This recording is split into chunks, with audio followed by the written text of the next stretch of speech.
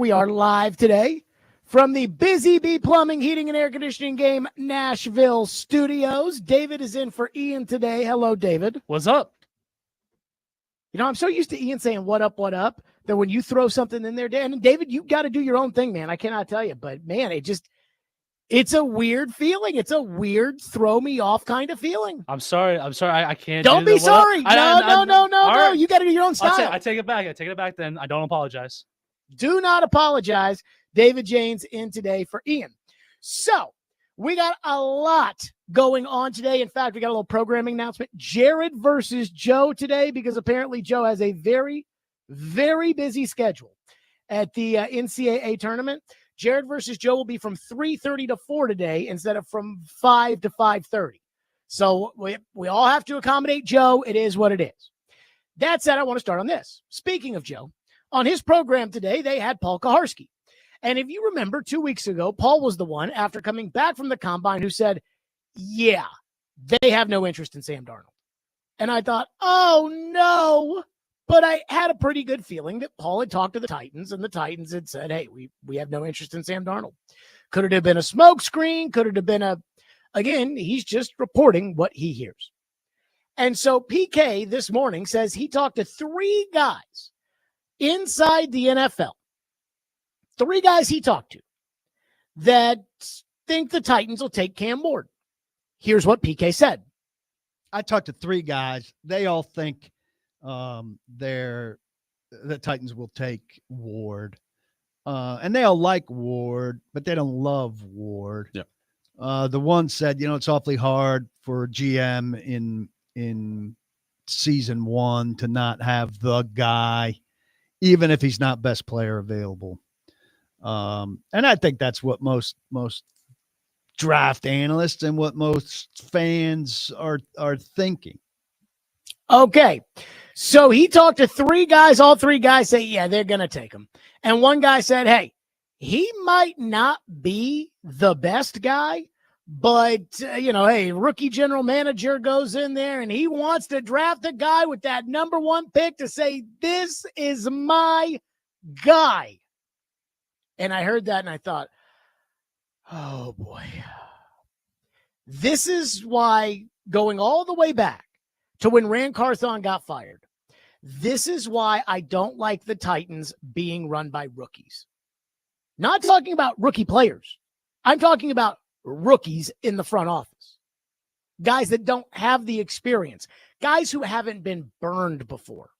Because an experienced general manager, which, again, is what I wanted the day they fired Mike Vrabel, is I wanted an experienced general manager to run the Titans. The day they fired Ran Carthon, an experienced general manager to run the Titans. But an experienced general manager has already made mistakes in the past that would lead them to say, yeah, the next time I get a job, I'm not doing this again. Now, I'm not getting on the Titans because they haven't already picked Cam Ward, and because I haven't met Cam Ward. Certainly don't know him as extensively as they do, and I haven't seen their board. They may love Cam Ward. They may have Cam Ward as the number 1 prospect in this draft. They may look at Cam Ward and see Mahomes. I know the fans have already done that, but most people in the NFL don't. But maybe they do. And if they think he's a franchise quarterback, if they think this is Jaden Daniels, this is Joe Burrow, this is Caleb Williams, this is Trevor Lawrence, then you take the quarterback. But the NFL world is telling us Cam Ward is not a special prospect. Whether it's the draft gurus like Mel Kiper Jr., who says J.J. McCarthy would be ranked ahead of both Ward and Shedeur Sanders in this draft, based on the grade that he had on J.J. McCarthy last year. Whether it's the rest of the league, I talked to a former general manager in the middle of January, and I said, are these 2 quarterbacks legit? And the former GM texted me and said, nah, I like Ward. He's got some things to work on, which was not oh man, Cam Ward, he's the guy. And yet the Titans' actions are telling everyone, including those in the NFL world, because PK's talked to them, and I'm talking about in the NFL world. I'm not talking about Johnny Bozo on TV. I'm talking about guys that work in the league. The Titans' actions are telling everyone they're going to draft Cam Ward, period. So the NFL world is telling us Cam Ward's not that good, and they're going to draft Cam Ward. This is why I keep going back to Kyler Murray. And I have no opinion as far as whether or not Cam Ward will be a bust or not. Because as I said after I watched the tape, the meetings would be very important for me. And Cam Ward's not scheduling 20-minute meetings with me at the Combine. Cam Ward's not flying to Nashville for an entire day to spend with me. But I keep going back to Kyler Murray. Because Kyler Murray was also the number one pick in the draft. And I don't know about you guys, but I watched Kyler Murray in college. And I never thought Kyler Murray was going to be special. Joe Burrow? Yeah, I saw some of that. Trevor Lawrence? Absolutely. I celebrated the day that Jacksonville hired Urban Meyer because I thought, well, if they're going to get Lawrence, hopefully they'll get this bozo coach who will screw him up. Maybe he has.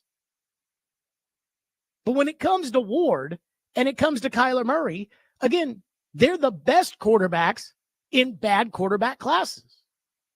Is Kyler Murray a bust?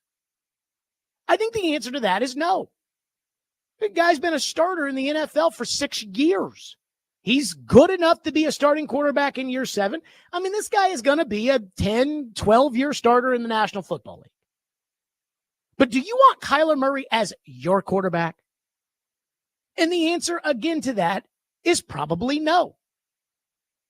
Funny story, 3 years ago at the Super Bowl, I went to pick up my credential, and Kyler was picking up his credential at the same time. And I looked over, and it was, like think of it like a line like at a game or a movie theater where there's the line next to you at the checkout register. I looked over, and I looked at Kyler, and I'm like, this guy's as tall as me. And I'm 5'8". So, again, the NFL world saying he's the best guy in this draft, with the key phrase in there, in this draft.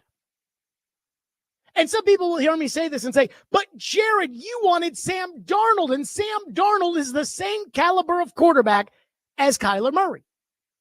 And that is true.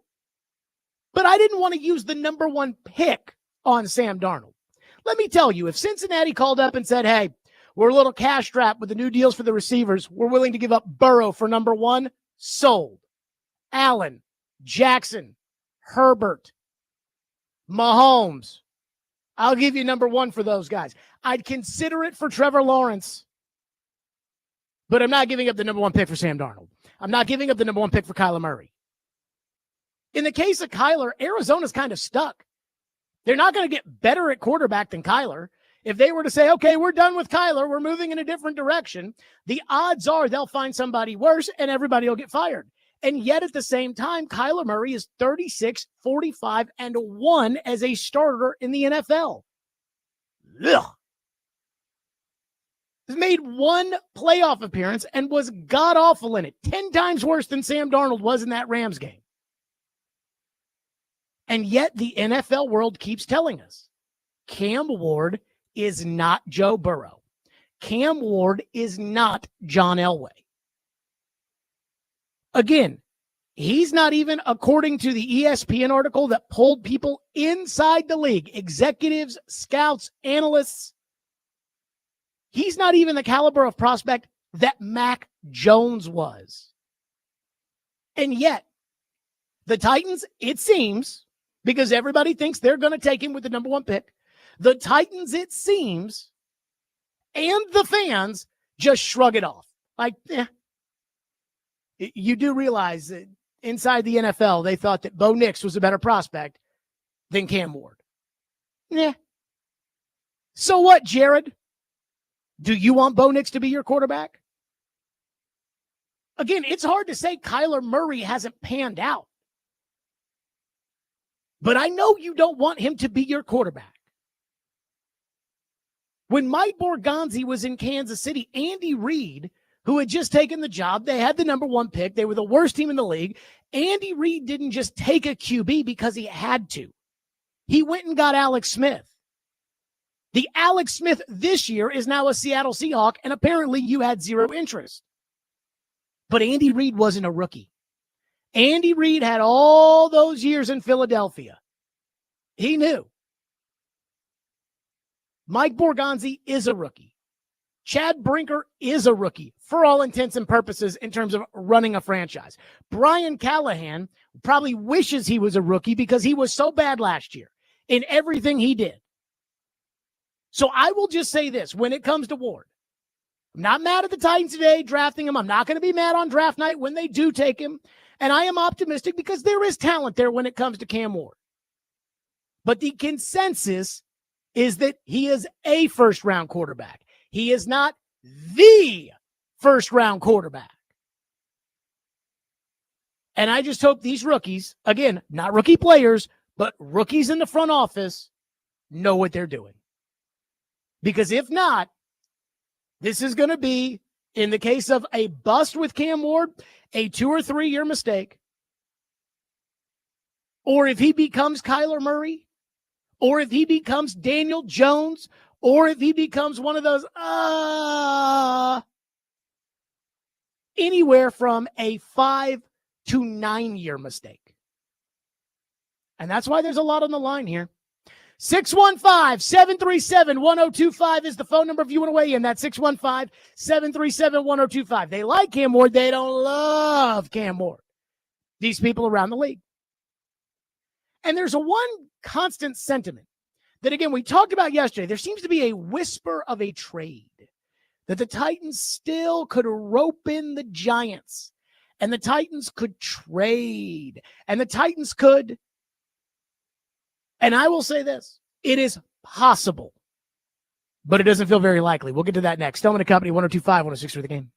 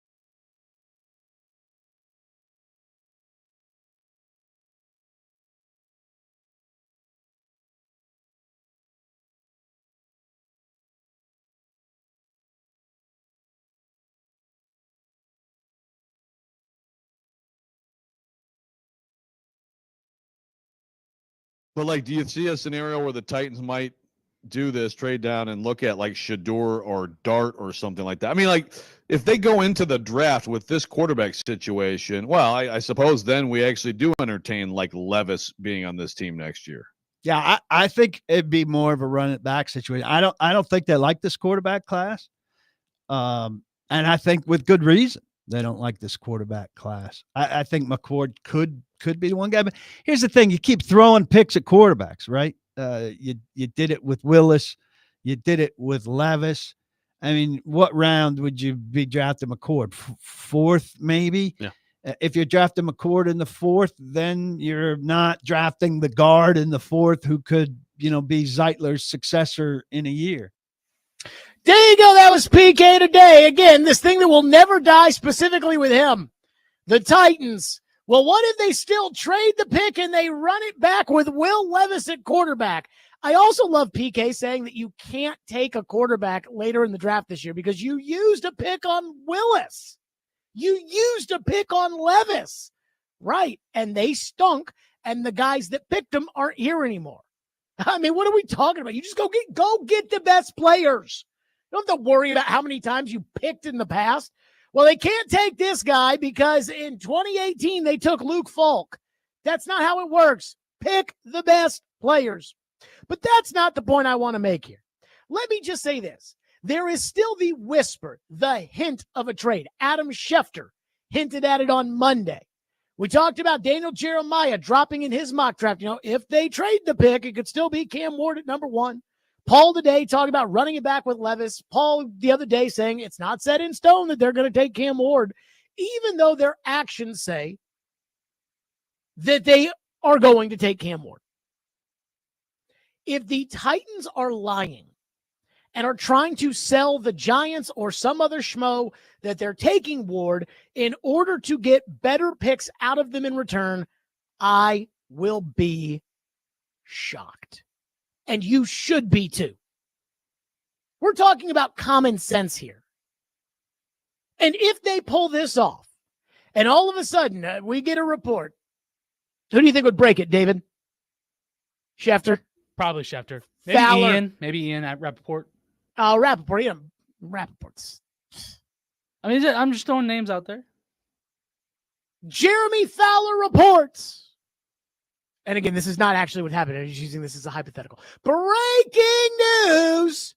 Jeremy Fowler reports the Titans have traded the number 1 pick to the New York Giants for the number 3 pick, the number 34th pick, their first rounder in 2026, and their second rounder in 2026. That's pretty good fair trade, right? Well done. But what extra are you getting out of the Giants that you wouldn't have gotten if you had signed Sam Darnold? Like, what would they have not included that they said, well, they signed Sam Darnold, so they're definitely not taking Cam Ward, so we don't have to include that second next year? Do you? Because I might talk to somebody else. I might use the pick, and then Cleveland gets Cam Ward. You still have to give me, if you really want that player, New York, you still have to pay for him, even if I'm not going to take him because somebody else might take him. And we know what the Giants' philosophy specifically will be when it comes to trading for a quarterback. Because if you watched Hard Knocks off-season with the Giants, they showed you. So this was the day of the draft. This is Joe Shane, the general manager, and John Mara, the owner. This is in the general manager's office. Again, if you want to know the guys you're trading with, here's what it looks like. This is actually them discussing a potential trade in last year's draft to move up from 6 to 3 for Drake May. Play the cut. Just waiting, decide what I want to call Elliott. My plan now is I was going to call him and just say, hey, I'm getting ready to go talk to John Mara, and I want to know, are you serious about this or just, stringing people along until you get something that's historic, which we're not going to go there, but this is consuming a lot of my time and my thoughts. And if we don't have a realistic chance, then I would just like to know. But before I go to John and try to feel him out, if I could get some sense of if it's 2025 1 and what are you looking for? Like, what else are you looking for on top of that? Believe me, if we are about to pull this deal off, I'm going to have palpitations. I got to stand by my conviction. That is, if you guys have a conviction on a quarterback, that's what we do. Yeah. Like 20 years ago. Yeah. Very similar situation. I just think we're in striking distance, so we should take it goes back to the you should draft one every year. Well, if you got a chance to get a top 3 in a draft, way better hit rate than our walk away scenario. If it's got to be a blockbuster trade, Ricky Williams style, we're rolling with Daniel. Let's continue to add around it. Yeah. All right. So that's their philosophy. Like, again, has nothing to do with what you're going to do. That's what, hey, we're not going to do it. We're not going to go with the Ricky Williams package, but we will trade for the quarterback. And then this was the actual trade conversation. You can hear Shane.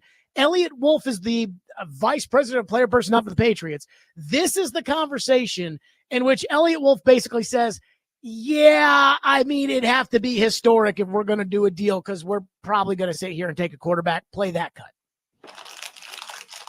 What's up, buddy? Good. I turned my TV on like 10 minutes ago, and I just looked up. I got Dr. Phil on in my office. That's Dr. Phil. It's probably. Oh no, I'm just saying. A couple of weeks of just going through 9,000 scenarios in my. Joe head. Shane is such Dr. a Phil dope. right now.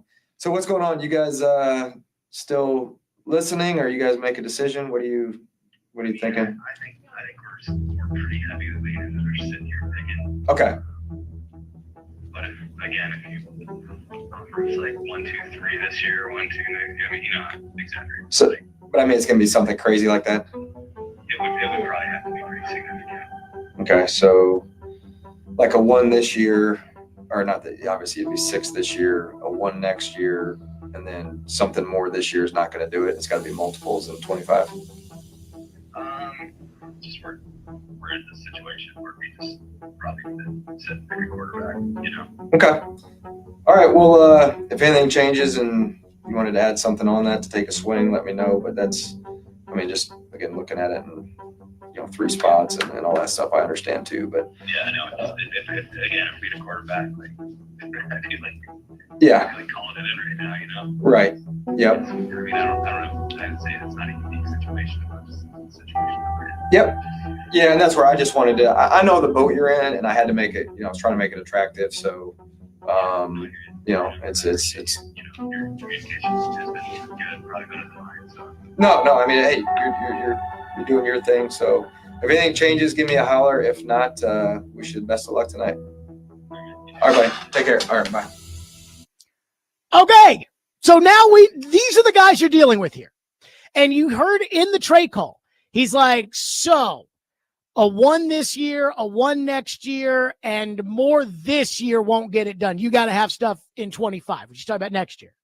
And Elliott Wolf's like, yeah, it's going to have to be 1, 2, 3 this year and 1, 2. I'm exaggerating. And that's what Wolf was probably hard to hear in the car. Wolf said, 1, 2, 3 and 1, 2 next year is really exaggerating a little bit. Again, if you had Sam Darnold, what would that cost you for having Sam Darnold in that discussion? A third? Again, I'm willing to go 1, 2 this year, 1, 2 next year, done. Especially if I have Darnold. That was the conversation they had last year for Drake May. So, and Elliott Wolf saying, hey, if we had a quarterback, we're probably making this move right now. That's the point. So the Titans don't have a quarterback, and some of you think that they're doing this to extract more out of the Giants.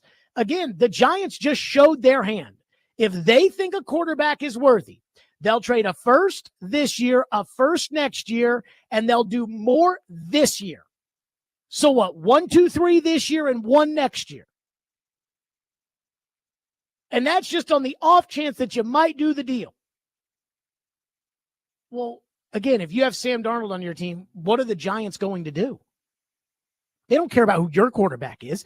They care about who their quarterback is.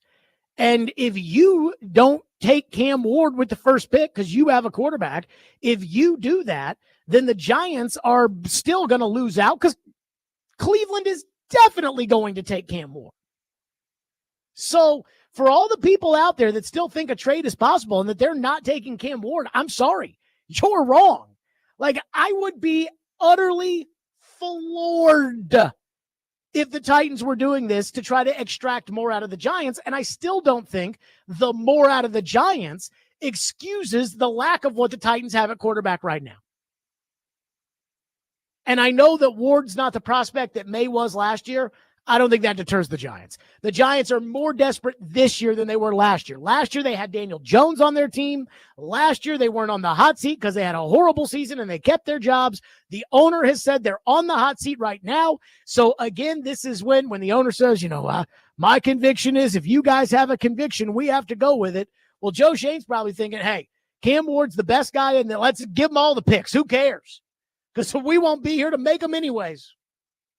So they're not trading the pick. They're taking Ward. And then the question is Ward that good? They better hope so. 615-737-1025 is our phone number if you want to weigh in.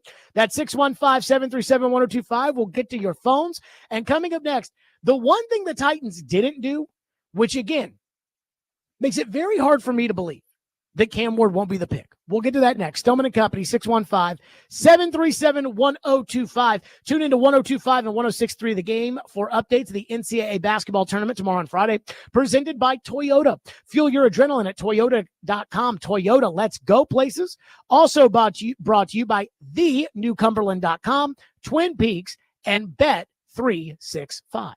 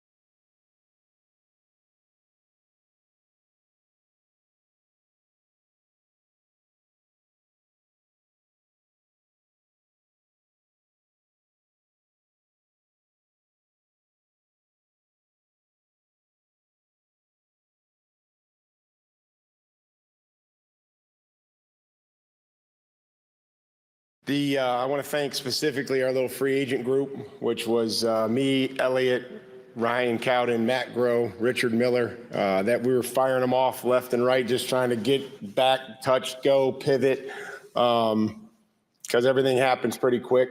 And that was fun, just being able to, everybody, working a different angle, getting the contracts done, communicating on that, going to plan B. And really it was fun, and we're excited about the players that we had. And you can see that, once you get to know these players and these men, that we're going to be just as excited as them off the field as we are on the field. The great Mike Vrabel, who the media thinks is just the greatest coach who ever lived.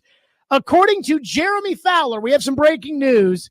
The New England Patriots have signed linebacker Jack Gibbons to a one-year deal. According to Fowler, Gibbons had 167 tackles over 3 seasons in Tennessee, reuniting with Mike Vrabel. So by my count, the New England Patriots have added Jack Gibbons, Harold Landry, Robert Spillane, Josh Dobbs, Ryan Cowden, Todd Downing, Jason Hodeling, Stretch, and I'm sure I'm missing somebody. But is signing Jack Gibbons not the single most Mike Vrabel thing possible? I remember the day that John Robinson got fired, and I said, whatever you do, do not turn personnel over to Vrabel.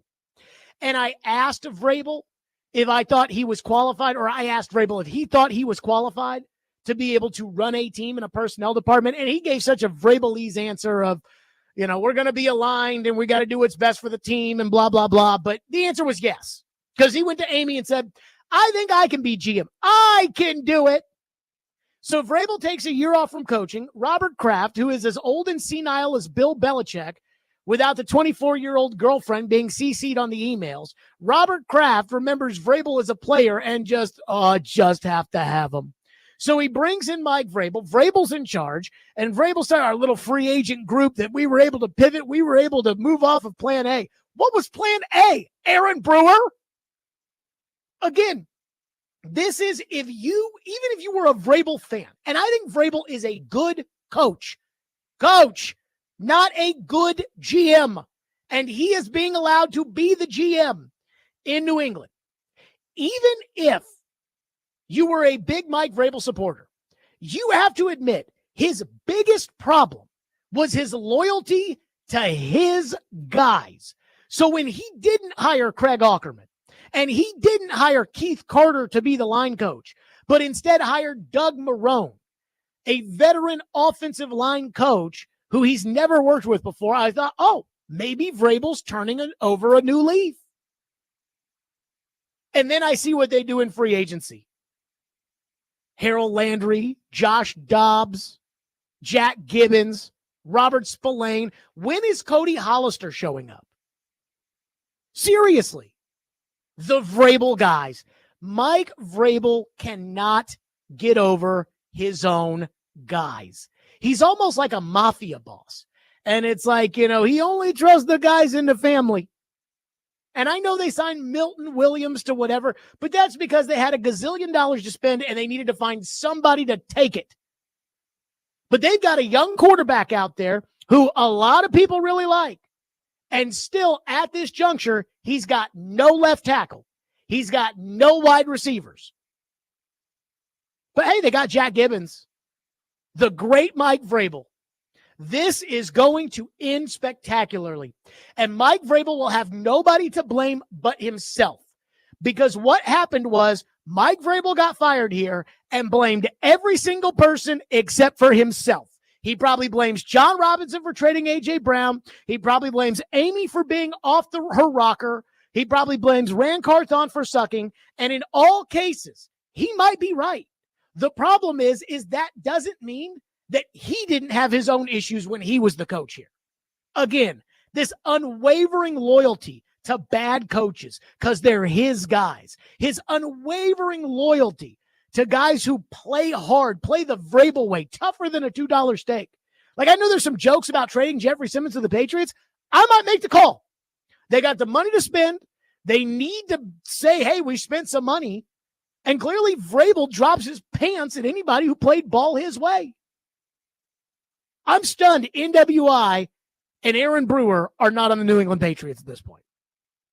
615-737-1025. Let's get to some of your phones. And boy, I cannot wait to watch all of this. One texter says, Taylor goes, if they do not think that Cam Ward is John Elway, then why would they draft him with the number 1 pick? So a lot of talk about Sean Payton last year was Sean Payton really likes Bo Nix because Bo Nix is accurate. But I bet you if you were to sit down with Sean Payton, who, again, very good coach, especially at the quarterback position, if you were to sit down with Sean Payton and you were to say, hey, Sean, do you think Bo Nix is John Elway? He would not say yes. Again, I don't think Washington thought Jaden Daniels, and Jaden Daniels is very good. I don't think they thought he was John Elway. But there is hey, if you think this guy's a franchise quarterback, you take him. And I would say if they don't think Cam is a franchise quarterback, then they should not take him. But it seems like they think he's a franchise quarterback. The question I have is, did you convince yourself that he's a franchise quarterback? Or do you actually think he's a franchise quarterback? One texter says, I don't understand the Kyler Murray and Joe Burrow analogy or comparing Joe Burrow to anyone when he hasn't done anything since his first Super Bowl appearance. Yes, since his first Super Bowl appearance. Thank you. Joe Burrow's done nothing other than the fact that he's completely transformed the worst organization in the NFL over the last 30 years to the point that the cheapest owner is now spending north of $100 million on 2 separate receivers. Other than that, Joe Burrow's done nothing other than back-to-back AFC title game appearances and AFC championship. Joe Burrow sucks. You're right. Crazy. Mike in Lebanon says, stop talking about the fans as if the fans have any power to make a draft selection. Fans have a lot of power here in Nashville. I want you guys to know that because it's very obvious to me that ownership listens. And I'm not talking about listens to this show, though I think they do, but I'm talking they listen to the fans. I think the reason Rand Carthon got fired is because the fans had had enough. One texter says, so let's say they had signed Sam Darnold and gone 8-9 or 7-10. Then you have to spend a boatload of picks in order to get your quarterback. So again, let's look at it like this.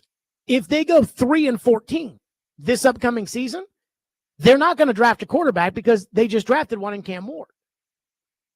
And you might say, well, but Jared, if there's a better quarterback, then why is New England not interested in a quarterback?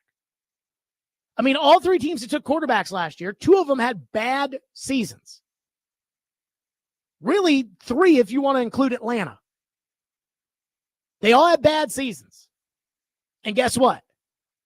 Chicago's not changing their mind. New England's not changing their mind. Atlanta's not changing their mind. Minnesota had a good season and didn't change their mind about the quarterback.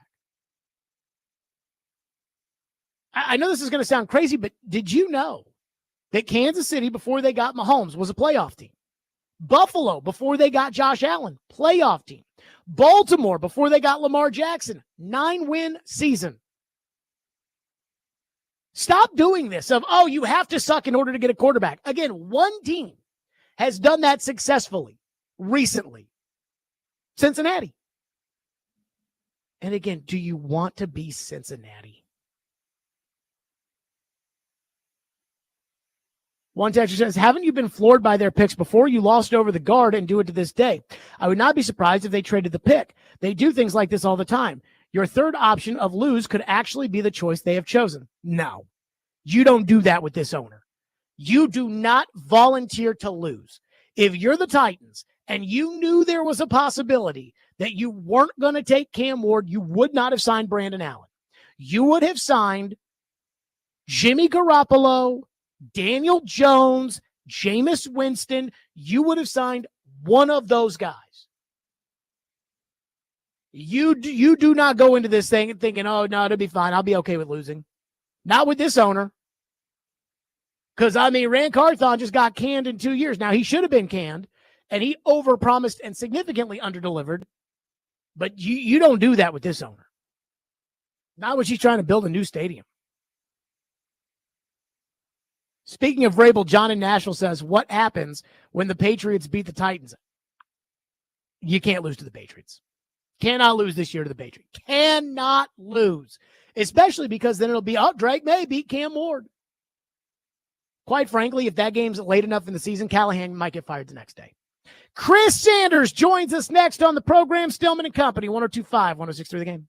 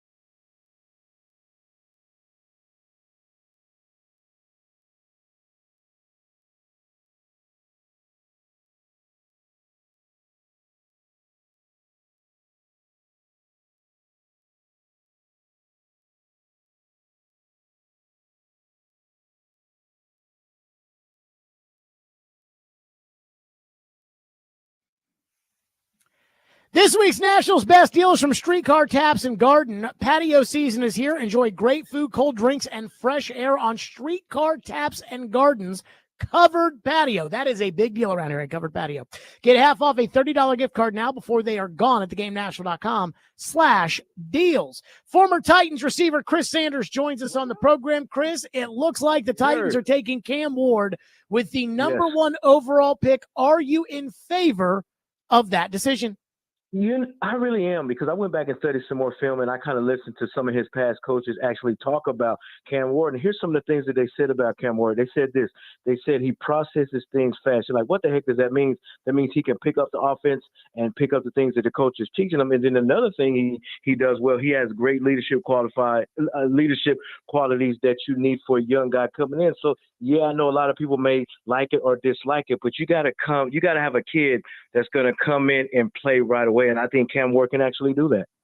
Why does he have to play right away? Why could the Titans not take a guy who's not ready, sign a better quarterback than Brandon Allen, and sit him on the bench the way? Well, but I'm talking about before this. Like the Titans could have signed Jimmy Garoppolo. The Titans could have signed. They still could sign Russell Wilson or Jameis Winston or somebody like that. And then stick him on the bench the way that Borgonzi saw Patrick Mahomes on the bench in Kansas City, the way that Brinker saw Aaron Rodgers on the bench in Green Bay. And so I ask you this question, which is, don't you think that it would make sense to consider sitting him? It is. I mean, it all depends on the player. I mean, just like when Steve Mack came in, Mack wasn't ready, and I say that in a respectful way, not ready athletic-wise, but just how to lead in the huddle, just how to do all the things. But then you got Cameron Ward that has a situation to where his skill set is amazing. His skill set, can really bring some excitement to a team that didn't have no excitement last year. So, yeah, I understand you maybe want to sit him down and let him develop, but I just think that the Tennessee Titans need to win right away. I mean, you named some guys that can probably help, but that's not going to excite the fans. You got to bring in somebody, that's going to excite the fans, but also that's ready to play right away. And I just think you look at the league that's going on right now, the rookies that are coming in, you expect them to play right now. Just look at the situation with the Texans. When C.J. Stroud came in, he automatically have success. So everybody's trying to follow that scenario that the Texans are doing. But do you think that it's realistic to expect the Titans to win this upcoming season? I mean, you just never know. It's just getting the right formula in there. And if you look at what the Tennessee Titans are doing, I mean, they went and bolstered up their offensive line by getting some good players. But still, you still need to bring some other players on at the wide receiver position, even the running back position. But if you look at on the defense side, I think the defense side is going to be nice. But now you get a quarterback that can come in here and play right away and bring some excitement, but also use his skill set to make plays. I think you still put yourself in position to kind of win some ball games. So you bring up the excitement element about, hey, you got to bring somebody in here who brings excitement. Why do you care about that? You know as well as I do that if Cam Ward brings in excitement, he might sell some tickets for the first couple of games. But after that, they're not. If they don't win, the fans are out, and they could take the most boring player, and if they win, the fans will show up. I mean, it's absolutely true, but you still want to have something that the fans want to look forward to, because if you bring in Jameis Winston, he'll bring some excitement. I agree with you with that. But you bring Joe Flacco in. I mean, nobody's going to be excited. No disrespect. Nobody's going to be excited about Joe Flacco or even Mariota. Bring somebody in here like Cam Ward or Shedeur Sanders that's going to bring some energy, that's going to bring some excitement to where at least the fans have a little bit of hope. I mean, because who cares? Why do you care about that? Did you ever worry when you played on the Titans? Did you ever worry about the fans' hope? I'm not saying worry about it. I'm just talking about the season that the Tennessee Titans came off of. They came off a dismal season to where everybody in that stand had no belief in the Tennessee Titans. So now you got a kid that comes in that's coming in with a little bit of moxie, that's coming in with a little bit of confidence, that's coming in with a little bit of swag. Yeah, you might not want that, but you got to pump some air and breathe some life into this team that's falling on disarray. So, yeah, you might not say that doesn't matter, but in actuality, it does at the beginning of the season. Chris, I love you, but do you realize how crazy some of the things you're saying right now? Oh, my God. Dude, are you kidding me? Are you okay? Let me ask you a question. If you bring Joe Flacco in, is anybody going to be excited about the season? But it doesn't matter about people being excited. People were excited about last season. They were like, Jared, we got L'Jarius Sneed and Will Levis. He's going to be a star, Jared. Do you not remember the tenor in this town last year going into the season about Will Levis? And Absolutely. how did that help the season? Yeah. Oh, it turned out bad. But the thing about it is you're coming off didn't. a season. Let me ask you a question. You coming off a season that was awful, Jared. A season that was awful. You go and get somebody and bring somebody in here that nobody really believes in. Do you think the Titans fan, it's not about the fans, but you still have to bring them some hope. I mean, everything that Cam Ward is saying, everybody that's talking in the NFL is talking about the skill set of Cam Ward that brings something to a team. If you bring him in, he's gonna be the face of your franchise. Joe Flacco or nobody's gonna be the face of your franchise. Bring somebody in here that brings some excitement. Again, why does that matter? Did it matter to man. you? Did it matter to you when you played in the NFL? Yes, Chris Sanders, you played in the NFL for what, Absolutely. 7 years, 8 years, something like that? Yep. 8 Did years. it matter that the fans were excited about something? No. Yes. Let me break it down to you because I experienced that. Steve McNair, right? The whole town of Houston was excited about him. Even when the Tennessee Titans, everybody was excited about him. So when everybody was excited about Steve McNair, it feeds into the area. It feeds into the locker room. It feeds into the excitement that maybe, just maybe, we can do something great. See, it's like this. It all depends on the mindset that you have. If you have the mindset, okay, we got a leader in the house. We got a guy that's going to make plays. We got a guy that's going to sacrifice. You don't think guys are going to follow that brings energy to a team that's dying? That makes a difference. It makes a freaking difference. But this time last year, wasn't that what they were saying about Will Levis? But a lot of people were still unsure about Will Levis. There was a little bit excitement. But you're sure about Cam Ward? I'm not saying I'm sure, but it's bringing some hope to a team that was dying, and I'm telling you that makes a difference because that kid comes in here. And he throws a touchdown on the first play of the game, this place is going to go bananas. And when you have a place that goes bananas, but also you got your Jeffrey Simmons, you got your Sweat, you got the veteran players that said, okay, you know what? We're one player away from being good, and it's your quarterback. And if he comes in here with the excitement and all of a sudden his skill set takes his team to another level, you don't think that's going to feed onto something? Because it's all about, the energy that you bring. I mean, if you have a situation like we had last year where there was no energy, there was nothing because of your quarterback play, then now you got a guy that comes in here with energy, with swag, and all that stuff that you want. It's going to feed into your organization. It's going to feed into the players, guaranteed. So you're telling me that I have to draft Cam Ward because he brings swag to the team? See, you're missing the whole point. Let me ask you a question. If you get on the radio, and the reason why I love you is because you bring energy to the airways. You bring energy. But if you get on the radio, you're like, well, the Tennessee Titans, man, nobody's going to want to listen to you. Nobody's going to be like, man, I don't want to listen to somebody that's boring. I'm going to listen to somebody that brings energy, that brings life, that brings joy, that brings a sense of all that stuff. It's the same thing with being a football player. That's what Steve McNair brought to this organization. He brought energy. He brought life. He brought all the things to a dead organization that was dying before he got there, and it changed that whole thing. Why can't it happen with Cam Ward? Because we don't know if Cam Ward is that good. That's kind of the thing for me is, are we sure everybody. Cam Ward is that good? Your thing is, hey, Cam Ward would bring excitement, which I agree. These Titan fans already think Cam Ward is Mahomes. Like, they are already talking about how, hey, this is the next Mahomes. And I'm like, whoa, now, holy crap, chill out. Did you hear what you said? The fans. That means you're bringing some hope where they didn't have no hope last year. You see? They had hope. They had hope. They thought Levis was going to turn into a franchise quarterback. He sucks. I didn't. You didn't. But now we got a guy that possibly might get drafted the first round and could bring some life to a dead situation. That's all I'm saying. It's not. But see, I'm not saying you just bring anybody that has swag. The skill set has got to back it up. But you still bring hope to a franchise that's been dying. Now you pump up life into this organization. Then it starts to filter down into your players, and now you got something. I've seen it. Chris, I love you. Come on, man. What? But the text line has many thoughts on crazy Uncle Chris. How many of them played? How many? Who let me ask you a cares? question. I just- Isaiah you make Thomas it- hold played on, basketball, and he was a hold on, terrible hold on, coach. Hold on. I didn't say it to you. We're not talking about coaches. We're talking about, let me tell you something. Y'all can yell at me all y'all want to on the chat line. Y'all can say all the negative stuff you want, but y'all never had y'all butts in the doggone locker room. Y'all never been on the field. Y'all never been in a, and I'm saying this respectfully. I'm not yelling at anybody, but y'all never been in the huddle. Y'all can say, oh, we don't want that. Your behind has never been in the huddle. You never been there when I go to drafted in 1995 and there's no energy, but then all of a sudden Stephen Nair shows up and now there's energy. See, we can say, oh, I didn't play. Stop the madness. Stop the madness. I'm just saying. I've been there. When you bring a person in there, just like when we drafted Eddie George. Eddie George brought energy, but he had the skill set to back it up.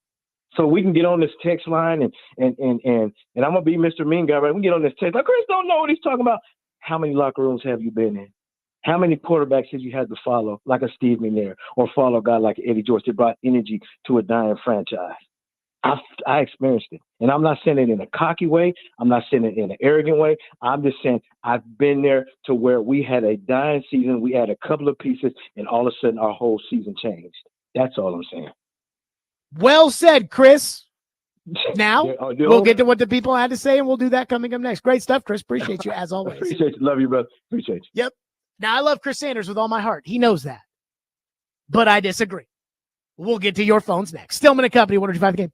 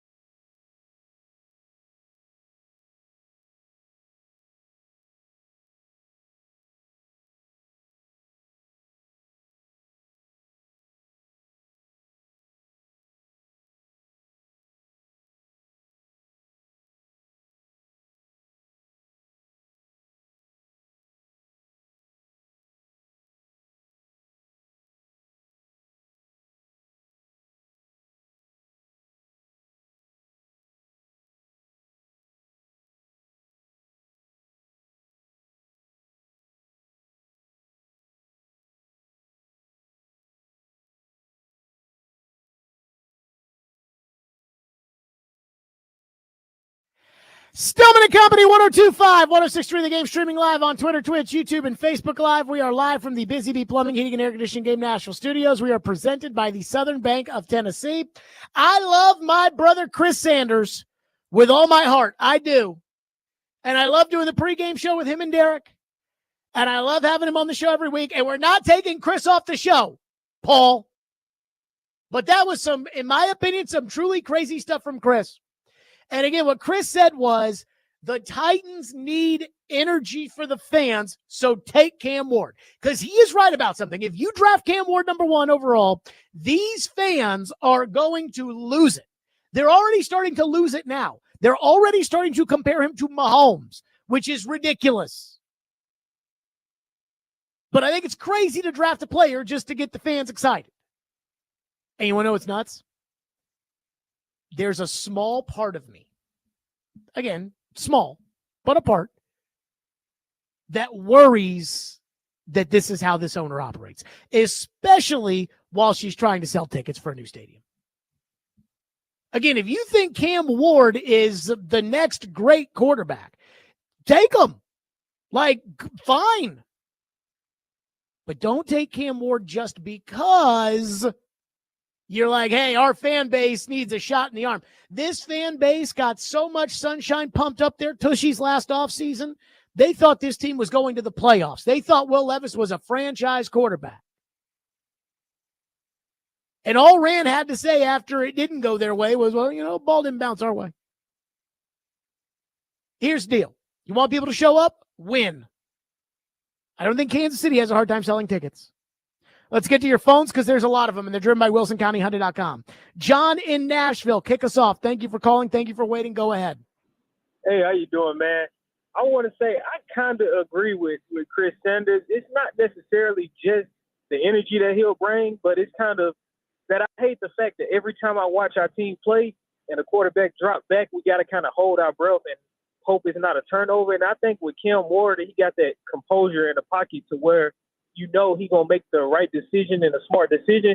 It's like Chiefs fans, when Patrick Mahomes drop back, they know it's a completion. When Josh Allen drop back, they know it's a completion. It's the opposite for Titans fans. So we just want to see something new. We want to see the offense move the ball down the field and go score touchdowns. And I think Cam Ward can make that happen for us. So I kind of agree with Chris Sanders. But again, like, you're comparing him to Mahomes and Allen. Don't you think that's a little over the top? I'm not technically comparing him to them. I just feel like he has more composure than Will Levis does in the pocket. Will Levis is I want to say a great quarterback. Jimmy Garoppolo has more composure in the pocket than Will Levis. Yeah, so, I mean, Jimmy Garoppolo isn't a better pick than Cam Ward is right now, though. I feel like Cam Ward is coming off an incredible college season, and he'll do a lot for our offense as long as we have the protection for him up front and the right receivers for him to throw the ball to. He'll do the rest. I mean, we won't know until it happens, but I'd rather take the chance on him than Will Levis for another season. Sure. So, and I appreciate your call. I'm not disagreeing with that. Like, I right now rather have Cam Ward than Will Levis. If I were the Titans today, I probably would have to draft Cam Ward with the number 1 overall pick because they didn't get a quarterback in free agency. But that's not the question. The question is, do you think this guy is Mahomes or Allen? One texter says, I bet you won't ask the fans to call in and say, hey, do you think that this guy is Mahomes or Allen? Or excuse me, I bet you won't ask the fans if they think Cam Ward is Mahomes because the fans don't think that Cam Ward is Mahomes. I am telling you, there are Titan fans that are starting to talk themselves in to Cam Ward being Mahomes. And that's just an example of it. See, here's the difference between you, a fan who has a real job during the day, in which your focus is probably on your real job, and them, whose job is that. They should be able to watch Cam Ward play 5 seasons of college football, throw something like, I want to say 2,400 attempts, and be able to decide for themselves whether or not this guy can be Mahomes. Like, that is the job of the general manager. But for fans that don't do this for a living, it's like, well, The draftgurus.com told us that Tom Brady wasn't any good and he's the best quarterback ever. So it could be possible with Mahomes. And it's like, yo, let's be easy with Cam Ward here. Boy, by the way, the text line is on fire. One texter says, what did Chris say that was wrong? Drafting J.J. Watt injected life into the Texans, who were the laughingstock of the league when they drafted him. I'm not sure that that's true, but okay. The Bengals drafting Joe Burrow injected life into that franchise after the disastrous Marvin Lewis years. First of all, Marvin Lewis's years were not disastrous. Secondly, Joe Burrow was drafted after Zach Taylor's first season, not when Marvin Lewis was the coach. And third, if Cam Ward profiled as Joe Burrow, there would be no discussion. The problem is that Cam Ward does not profile as Joe Burrow. And the NFL people and the draft analysts, they keep telling us that.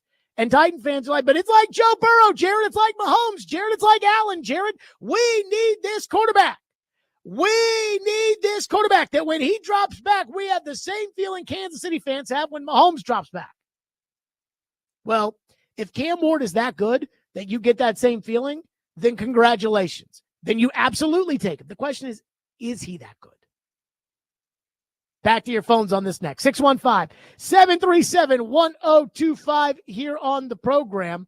And again, I get it. I want hope too, but you got to be smart about this stuff at the same time. You don't just take a guy to gaslight your fans that, oh, we've got our quarterback of the future. You take him because you think he's your quarterback of the future. Come play hooky with 102.5 and 106.3 The Game tomorrow and Friday at Boomba's Pizza and Watch Bar from 9 a.m. to 6 p.m. Tomorrow we'll be live at the Boomba's in Murfreesboro and on Friday at the Boomba's Spring Hill location. Now, we will be there, I guess, earlier in the day on Friday because Vandy basketball will be on when we're on.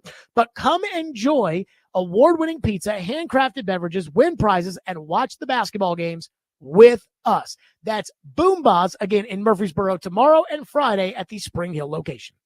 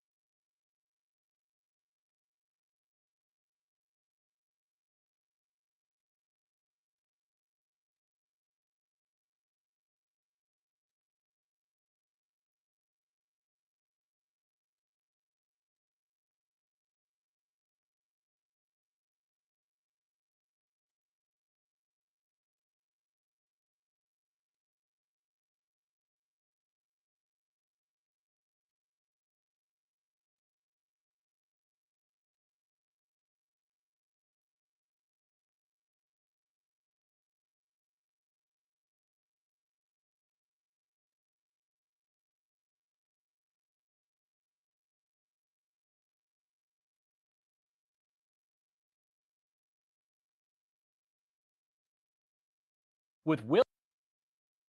I think the Titans, with Will Levis as the only quarterback under contract as of this conversation, have kind of shown their hands here. It is going to be Cam Ward number one overall. There are a couple of names that have been linked to the Tennessee Titans, including Carson Wentz.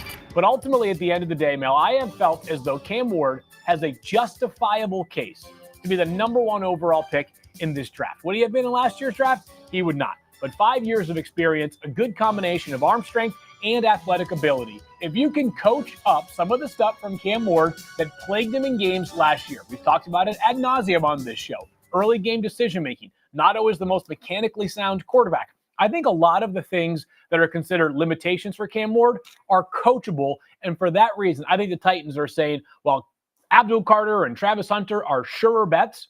If we don't have a quarterback, we have no chance. They saw that last year with Brian Callahan and Will Levis coming from a time in which he was the coordinator for Joe Burrow, in which he felt like he had a chance every single week. So I think the positional value of the quarterback pushes Cam Ward all the way up to number one.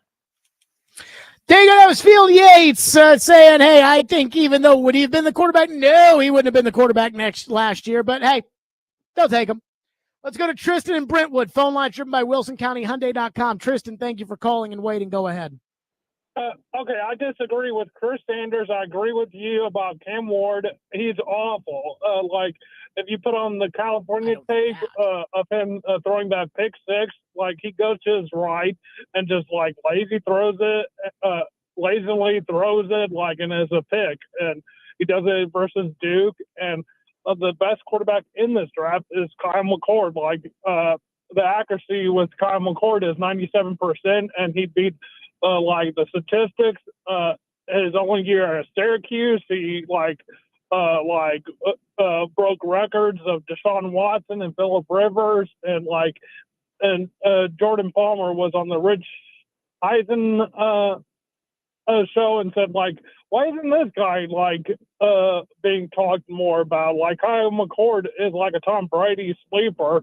I think he's going to be starting in the league. Kyle McCord is one of the best options in this year's draft.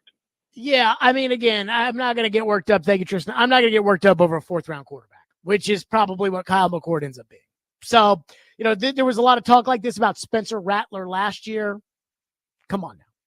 One texter says, Jared, when we inevitably draft Ward first overall, if he shows some serious promise during training camp, preseason, and then lights it up in the beginning of the season, will you have the humility to recognize and apologize for how pessimistic you currently are about Cam? Well, first of all, I've told you what I think of Cam Ward. I think Cam Ward is a first-round quarterback. But I would have to be wowed by him in the meetings to take him first overall. And I would rather take the draft bounty that you would have received if you had signed, again, I know people don't want to hear this, but if you had signed Sam Darnold and you had, traded the pick, I think you're better off building your team that way. That's just my opinion. So, yes, if he turns into Mahomes or Jaden Daniels, then I'll say, I didn't see this coming. Good for them. But at the same time, why am I supposed to believe that he's going to be Jaden Daniels when nobody is rating him as high as Jaden Daniels?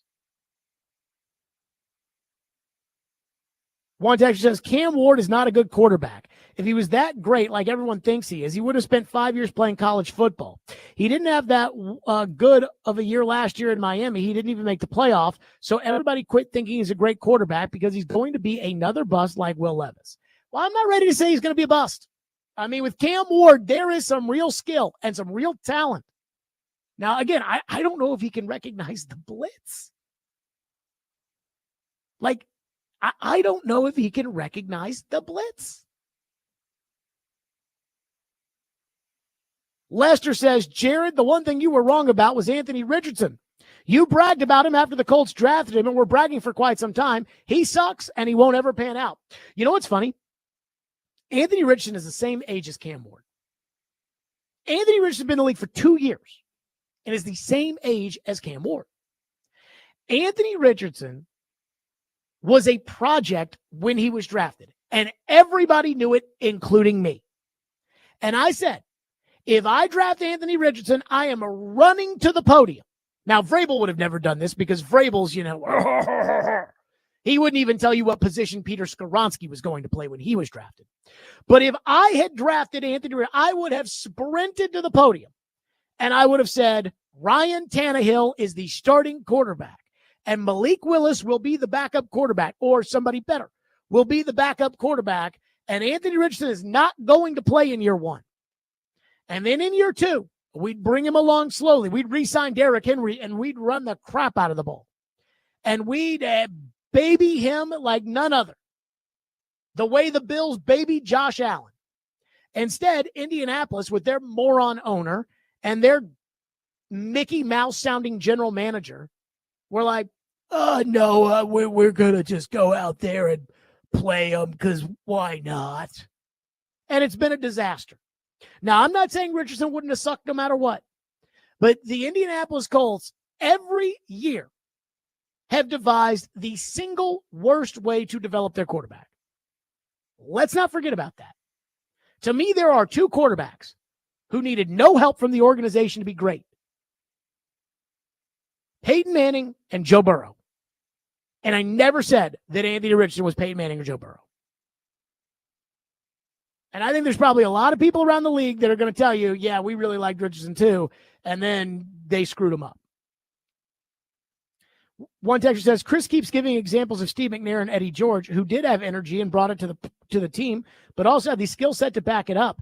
I'm not sure if Cam Ward has the skill set. You know the Titans traded back for Eddie George? Like, they traded back. They wanted the best player. They didn't want energy for the fans. And that worries me to a certain extent.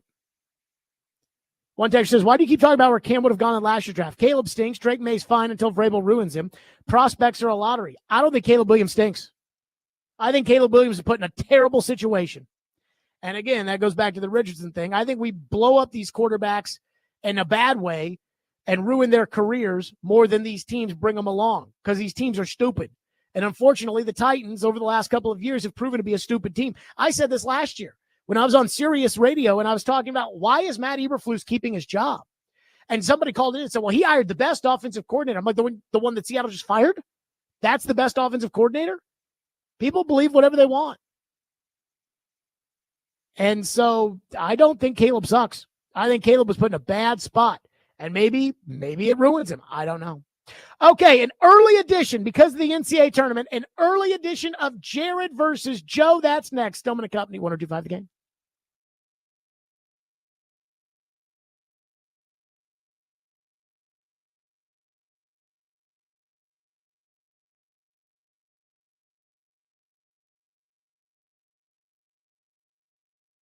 Hiller Plumbing, Heating, Cooling, and Electrical. Those are my guys. Nobody wants to deal with a plumbing, HVAC, or electrical emergency. And most of the time, you don't even know what it'll cost, if it'll get fixed right, or if someone is just trying to sell you something. Well, when you call Hiller, their experts are going to solve your problems quickly. The price you're told is the price you'll actually pay, with no hidden fees or surprises on your bill. So be like me and book online at happyhiller.com. That's right. I use Hiller at my home. They are the best. That's Hiller Plumbing, Heating, Cooling, and Electrical. Proud supporters of the Preds, the Vols, and Vandy. Hiller. Call the Happy Face Truck today.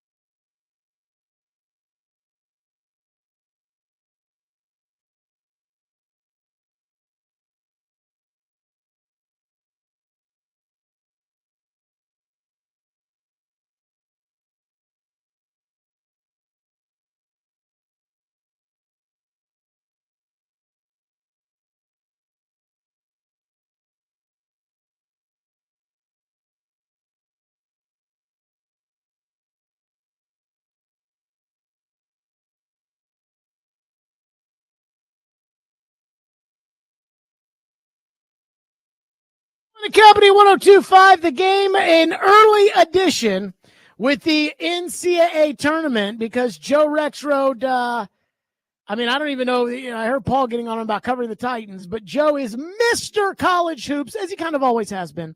But it was a special early edition here. By the way, if you want to win tickets to a Preds game, be listening to Robbie and Rexrode tomorrow morning for your Preds pick to click. All you have to do is guess a Preds goal scorer, and if they put the puck in the back of the net, you win. So listen to Robbie and Rexrode tomorrow for the cue to call. Joe, how is Lexington, Kentucky, my old Kentucky home? Oh, it's great. It's a nice, conversation with your coach, Pat Kelsey. So enjoyed him, and nice town. Let me say this for the record.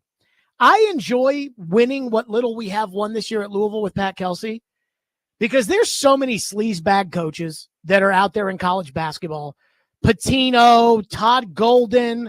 I see Will Wade just got the job at Chris Beard. Will Wade just got the job at NC State. Will Wade in the same category. Oh, he's a sleazebag. He is not but paid players. Boo-hoo. Everyone pays players.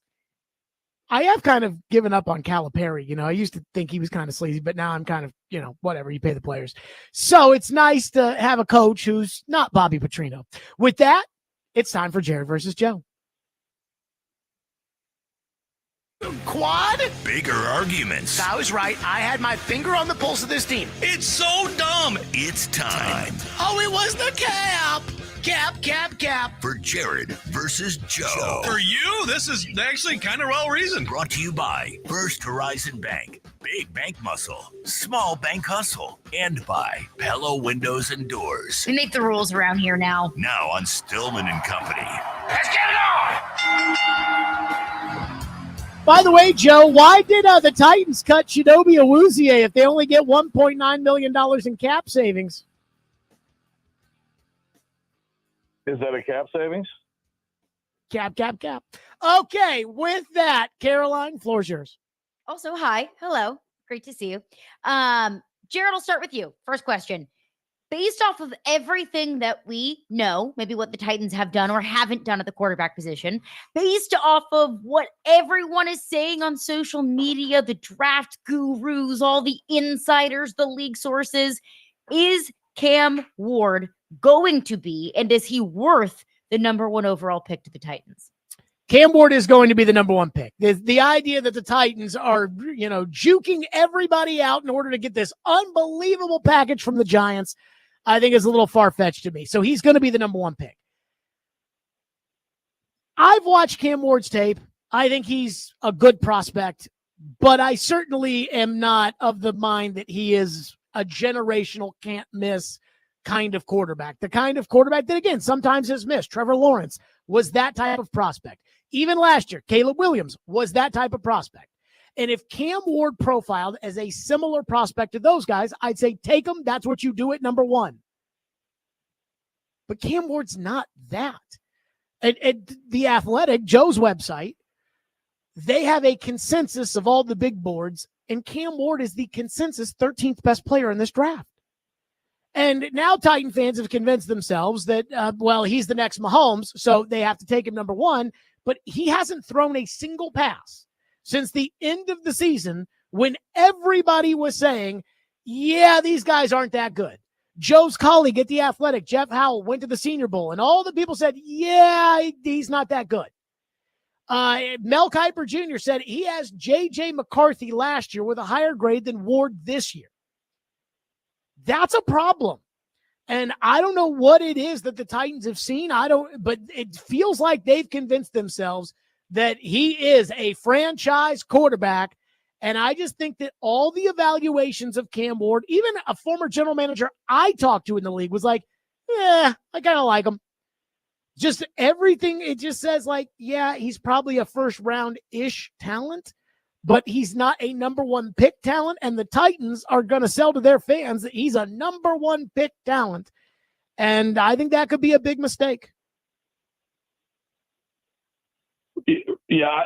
Remind me of the question, Caroline, just so because, Jared, based off of everything, there's 8 questions at once. Yeah. Based off of everything we know, will the Titans take Cam Ward number one, and is he worth the number one overall pick? Yeah, I mean, I agree. I basically agree with Jared on both points. Yes, I think they will. I think that's what they're going to do. And I also agree. I wouldn't do it. I don't think – I think it's a mistake. I think it's, well, we're at the top of the draft. He's the top quarterback. So, yeah, let's do it. And I think that's how franchises like this one never, hit with that quarterback. Not that, like the Mariota pick was – that there was a guy who, I mean, Mariota and Winston 10 years ago, they were both like those guys. Like that's a top of the draft quarterback, right? Sure. And neither of them worked out. So, but so to me, you're more likely that to happen, that you do think it's that guy, and he doesn't turn out to be that guy. Certainly, then you are, hopefully he's close, kind of like that guy, and then he actually turns out to be that guy. I mean, I just think it's not going to end well for them if they do it, but I think they're going to do it. What do you think about your buddy PK, who's like, it's not set in stone that they're going to take Cam Ward? Not bad. Oh, look, I mean, I don't know. Yeah, it's not bad. Your PK is almost like a Lou Holtz on cocaine, but it's kind of good. Yeah, I don't necessarily like. I know that you like to talk in absolutes, like, oh, there is no chance anything else could happen. I mean, I think it's going to happen. I don't know that, do I know for sure? I don't know for sure. Maybe you do, that the Titans are, that's it. There's no call that could sway us. There's no information that could possibly, shift directions or anything like that. I mean, I guess. Yeah, I mean, if the JFK documents that got leaked say that he's the one that did it, then yeah, I think they're going to not take him. But barring that, I'm telling you, they're going to take him. I mean, I guess I would hope that they'd still allow for like Giants desperation and all of a sudden, okay, we will give you, our first next year along with like a third this year, whatever, whatever I would hope that there'd still be like a price where there'd be like, okay, maybe we do need to rethink this. I think that's how they should be. You know what's crazy though, is the Giants last year were willing to offer 2 1s and probably a second and a third in 24 in order to move up to 3 for Drake May. Doesn't it seem like if they love Cam Ward and they're even more on the hot seat, that they would make almost the same offer? And if they make that offer, don't you think the Titans would have already taken it by now? The second part, yes. But I mean, I think the answer to the first part is obviously they don't think that much of Cam Ward. I mean, that's right. I mean, that's like Cam Ward is way behind what Drake May was in terms of perception as a prospect. Caroline, what's next? On to the next. Joe, we'll start with you, our resident basketball Benny, if you will. Did the NCAA selection committee do a good job seeding the tournament? Seeding it, I mean, I don't really have any. I mean, actually, again, my bracket wasn't very good because I had 3 teams wrong. So I think that they did a poor job with the bubble and some of their choices there. But as far as seeding, I mean, I can't. Well, I don't think North Carolina should have been in. I think Indiana should have been in. I had Texas out. I'm like Texas, Boise, and in Indiana. Those 3 to me, I value them more because I value high level wins. I value top shelf wins, and they all had several of them. And so I value that over. I understand Texas lost a bunch of games and their non-league scheduling was weak, but they still got a lot of good wins in the SEC. So I think those teams should have been in. As far as seeding, I mean, my bracket was actually really close to what the NCAA, I mean, I was pretty good on seeding, so I can't sit here and say I have a problem with it. I'm trying to think of like a seeding. I will say that Jared's alma mater, I think they got lower than they should have. I think they should have been a 7 or a 6. There's a couple in there that you can always nitpick every year. Remember too, Michigan. When the committee puts, but I had Michigan as a 6 going to the Big Ten tournament. And Sunday doesn't count. So it's the Big Ten's fault. Yes, it does. Play a game. It does it for the Big Ten. The Big Ten, they have had contingency brackets when they've had to, like when there's a team playing for an auto bid that's a bid thief. But the Big Ten Sunday game does not switch their bracket up most years. And look, this is their fault for agreeing to do the TV lead into the to the show. So Michigan, they moved a 5. I would have had them as a 4, I guess. But I mean, a 5's fine. It's not. Remember, another thing about this whole thing is to get the bracket to fit, which is harder and harder now with a million teams in these leagues. They're allowed, even though Bubba Cunningham said they didn't want to do it when they did the top 4 seed reveal, they are allowed to move up or down a seed to make the bracket fit. And that happens just about every year too. And so sometimes there's just a team that looks misseeded, but it's like, well, look at this, and it would have been this rematch here, blah, blah, blah. So I'm going to lose Jared versus Joe over this. I already know. Number one, I think they got it totally wrong. I think that, again, Joe brought up Louisville. I don't want to harp on Louisville the same way, Caroline, you don't want to harp on Joe Burrow, because I don't want people to think that I think Louisville got screwed because I root for Louisville, but I thought that was ridiculous. Getting an 8 seed and having to play Auburn in the second game, I thought it was nuts. I thought they probably should have been a 5, at worst a 6, and they got an 8. I thought that was nuts. But North Carolina and Texas both being in the tournament is criminal, because either you value the quad 1 wins that Texas has, or you don't value the quad 1 wins that North Carolina didn't have, and so you pick one or the other, not both. And here's where I'm going to lose Jared versus Joe. I think it's corrupt. The fact that Bubba Cunningham, the athletic director at North Carolina, gets a $100,000 bonus for UNC making the tournament. It's $67,000, but go ahead. So where did the $100,000? What, after taxes? Because all I've seen reported is $100,000. I did not look up his contract, but what I see reported is $100,000. You can look around a little bit more. It's $67,000. Well, go ahead. It's still Caroline, a have you cash seen $100,000? I've only seen and only heard $100,000. Yeah, I mean, I had our writer in Carolina, Brendan Marks, look at the contract last night for me to make sure I was accurate when I wrote it. It's $67,000. But go ahead. Okay, so again, Bubba Cunningham, the athletic director at North Carolina, the same guy who has to CC Bill Belichick's 24-year-old girlfriend on all the emails he has to send him. Bubba Cunningham has a financial incentive to put North Carolina in that tournament. And that guy can look into the camera all he wants and say, well, when it was discussed, I left the room. But enough. I think it's corrupt in football. I think it's corrupt in basketball. And I thought, again, to me, either UNC goes or Texas doesn't, or Texas goes and UNC doesn't. And the fact that they did it, I think it's just like when Alabama got in over Florida State. It's the brand, it's the TV, it's the fact that nobody has the cojones to say, no, we're not doing what the money tells us to do. We're going to do what's right. God. And because of that, I believe it is corrupt. And I believe that the NCAA, I saw people are saying we should have the bracketologists pick the bracket and not the ADs and Bubba Cunninghams of the world. And I'm like, they're never going to do that because they want the control. Whoever controls the purse strings controls what happens. And in this case, I felt like it was totally corrupt that North Carolina got in. Yeah, so first of all, Bubba Cunningham makes almost $2 million a year. I mean, $67,000 is nice, but really, that he's gonna let's have my integrity be questioned throughout the country so I can make $67K. I mean, the guy didn't think freaking North Carolina would be in this spot because they shouldn't have been. They're a preseason top 10 team. I mean, look, I have no idea. Are you saying Bubba rather not have the $67,000? No, Jared, but I mean, do you think Bubba's going to donate the $67,000 to charity? He probably should, because all these people are talking about it. But to a West Virginia charity, perhaps. Yeah, I mean, again, the idea that that's he should donate it to the governor's campaign. So a millionaire is like, man, that's $67,000, baby. Let's throw caution to the wind.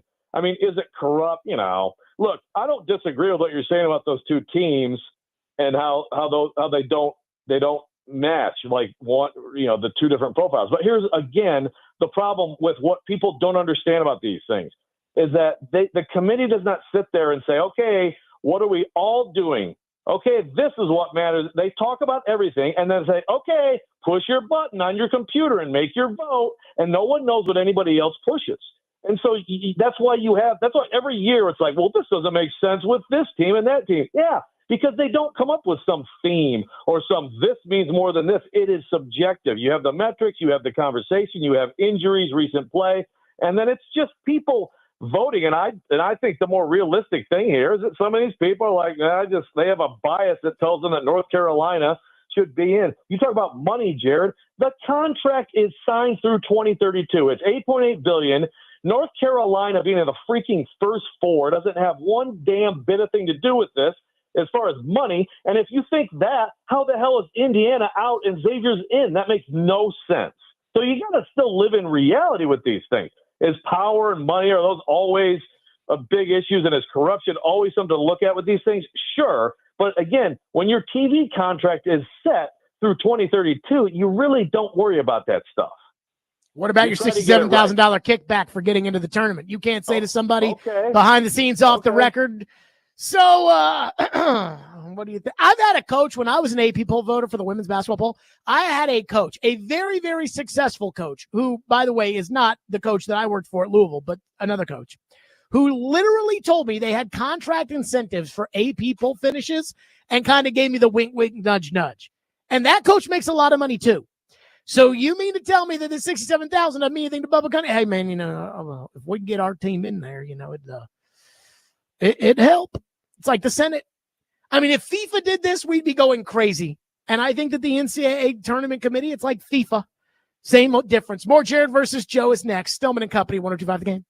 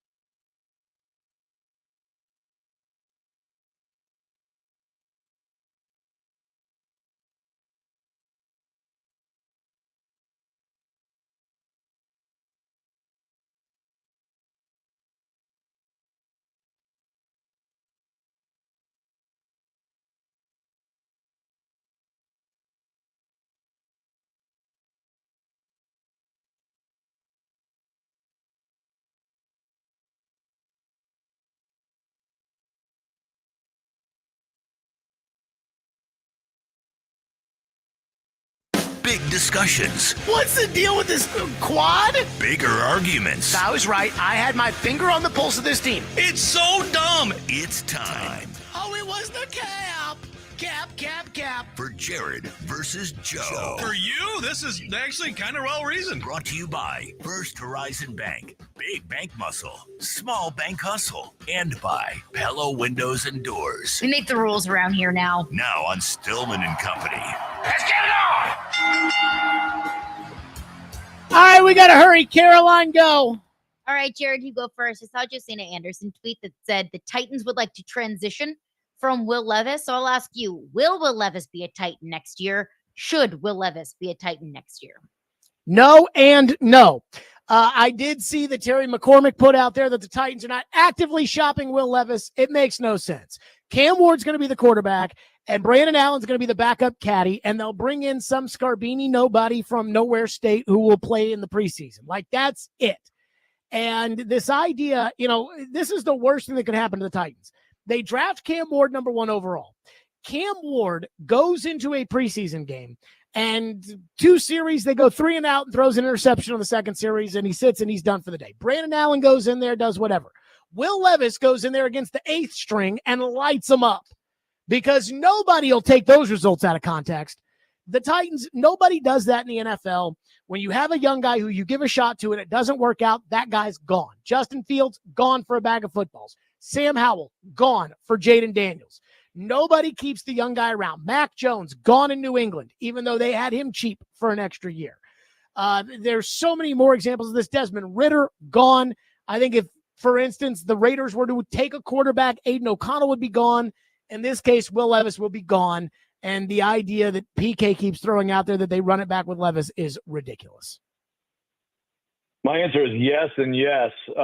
They need to keep him and they need to start him this year. No, I'm just kidding. I just want Jared to win one of these weeks. No, I totally agree with Jared on this one. So we can do another one here. Keep saying that $67,000 doesn't mean anything, Joe, and I might actually win because the text line thinks that all of a sudden they think your last name is actually Rockefeller and not Rexroad anymore, since you're poo-pooing $67,000. In this economy, I'll take it. Oh, I would do all kinds of corrupt things for that. I'm just saying Bubba makes, $2 million.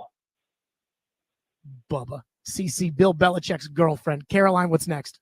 You can't make $2 million a year and be named Bubba. Like, it's just the rule. All right, hey, there might be some people named Bubba that listen to this show that might be disappointed in your Bubba take there. There's nothing wrong with the name Bubba. Just is something that feels off about that. But hello to all the Bubbas listening out there. Joe, I'll start with you. If the Vols fall short of an Elite Eight, do you think Bubba is his real name? Nobody's real name is Bubba. Or do you think it's like Randall Cunningham and he goes by Bubba? It's probably like a William Cunningham. And, when he was like 3 years old, they just started calling him Bubba and it stuck. His name is Lawrence. Ah, Lawrence. How did you get Bubba out of Lawrence? How do you get He's Southern, that's why. Anthony. I also don't think again, not to be disrespectful to the Bubbas out there, I don't think I could hire somebody in like a position that matters whose name is Bubba. That's Bubba-ist of you. I'm a Bubba-ist. All right, what was the question, Caroline? Okay, Joe. If the Vols fall short of an Elite Eight, will it be a disappointment? Yes. Yeah, absolutely. Final four? To me, you go about. Yes, but I think falling short of the Elite Eight would be, again, I'm going by seeding. I mean, they're a 2 seed, very good 2 seed, I think the top 2 seed, but still, that means that the Houston's the 1, and I do think Houston would be a slight favorite in that game, and so you got to get to that game. If not, that's underachieving in this tournament. Is it still a disappointment to not make the Final Four? I think it is because this is an end of an era for Rick Barnes with Zakai Ziegler and Jemai Mashak moving on. They're seniors. I think it's the best defensive tandem in the sport. And Ziegler is, Ziegler's an All-American all the way around. I think he's one of his favorite players, and this is the culmination of the Ziegler era. So, I wouldn't call that underachieving to not make the Final Four. I mean, it's not.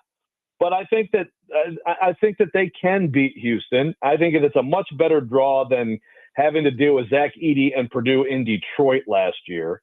Getting Houston potentially in Indy. So I think they have a real chance, but they have to make the Elite Eight. I think if they don't make the Elite Eight, it would be a massive disappointment because that means they lost to like Kentucky. And they're better than Kentucky. They were better all year than Kentucky. And if you Still lose, lost to Kentucky twice. I know. But if you do it a third time and you lose to Kentucky, this Kentucky team that's not that good with Mark Pope as that would be a tough pill to swallow. I also think that they probably, to Joe's point, I think it's probably a toss-up if they play Houston. So if it's a close game or something, then I guess. But it kind of feels like if they don't get to the Final Four this year, it does feel like a favorable-ish draw. They're not drawing into Duke. They're not drawing into Florida, who just kicked their ass up and down the floor here at Bridgestone Arena. They're not drawing into Auburn, who's the number one team who they did just beat. But they're drawing into Houston. I mean, if they don't do it this year, when are they going to do it? So, yeah, I'd say it's a disappointment if they don't get it done this year. Haven't we been saying that the last 5 years? Well, I kind of felt like last year, it's a disappointment. Last year, I kind of felt like when they got Purdue as the draw, it was kind of like, well, good luck. And so I don't feel that way this year about the draw. Now, when they lost to FIU, yeah, that was bad. That was pretty bad. You beat Duke and then lose to FAU. FAU, but that's okay. Did I say FIU? Yeah. Yes. Did I really?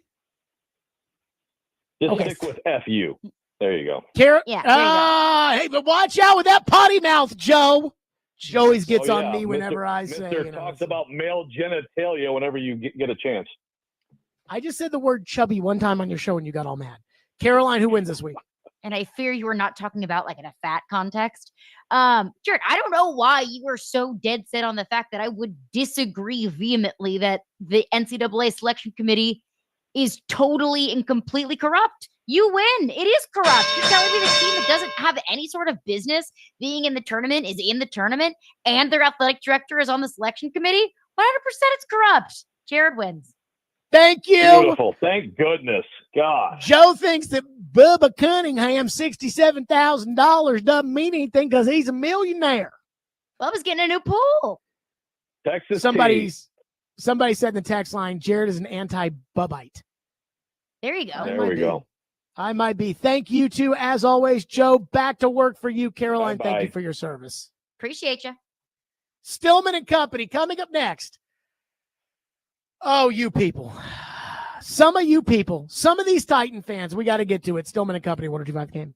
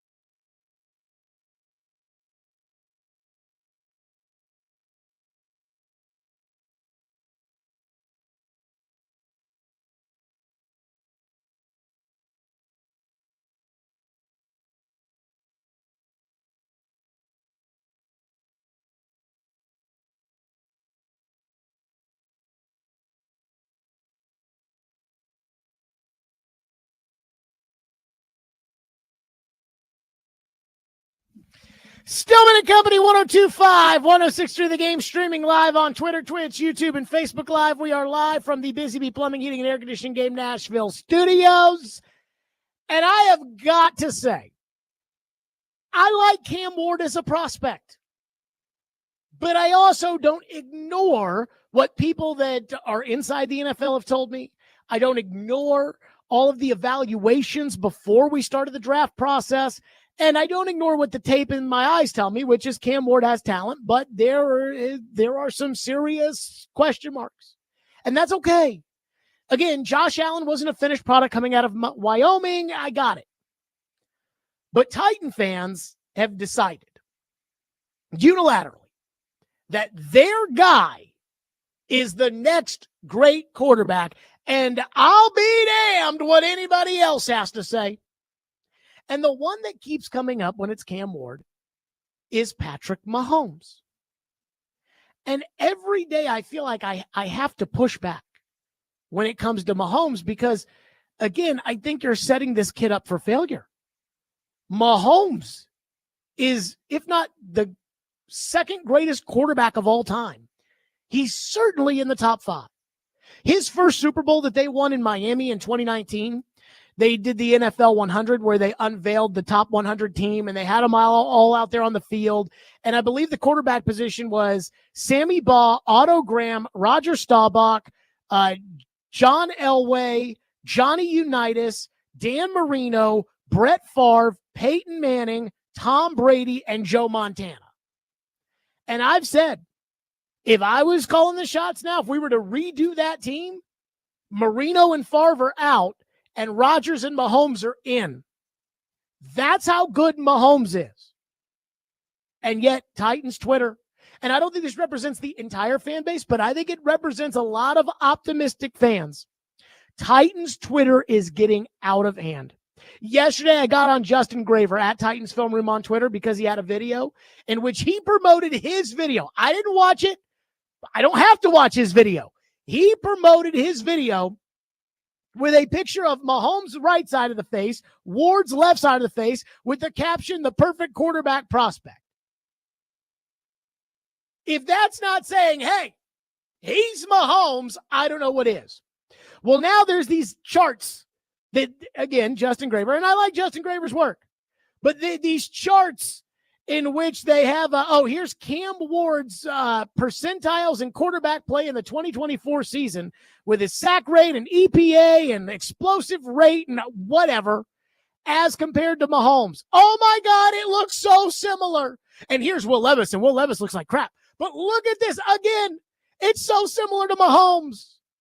And what people will say is, I'm not saying he's Mahomes, but, and yet the advertising is, you guys are trying to convince yourselves that he's Patrick Mahomes. And I think that is ridiculous. Again, can we be realistic? We're talking about who these guys are comparable to. We do this every draft. And then when someone becomes great, we say, well, now he's his own guy. Nobody's looking for a comparison for Lamar Jackson because Lamar Jackson's Lamar Jackson. If Cam Ward's great, he'll be Cam Ward. But comps are legit. And when you sell people on the fact that, hey, this guy's Mahomes, they want to believe it, they'll start believing it. And I just don't think that's right. It's like, again, I ask, can we be realistic? Tim Hasselbeck said this on the midday show yesterday. He goes, why does every right tackle or every left tackle prospect have to be compared to Jonathan Ogden? Like, can't we have a guy out there and say, well, can we take this guy 5th overall and he be Michael Roos, a starting left tackle for 10 years? But nope, we got to jump right to the front of the line. Again, I don't really have a comp when I watch Cam Ward play. The closest thing I guess I would say is I would go with Deshaun Watson with the Texans. The difference being Deshaun is probably a better pocket passer. I should say was. Deshaun was a better pocket passer, but he doesn't throw off platform and off balance the way Cam does. But again, the athleticism is pretty similar. The size is kind of similar. So I guess I could give you Deshaun, but there are differences in their games. But again, instead of a guy who was a good quarterback, until he took his career sideways.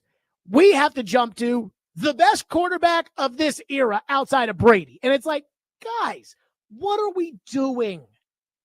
What are we doing? And I'm going to tell you what this reminds me of. This reminds me of last year.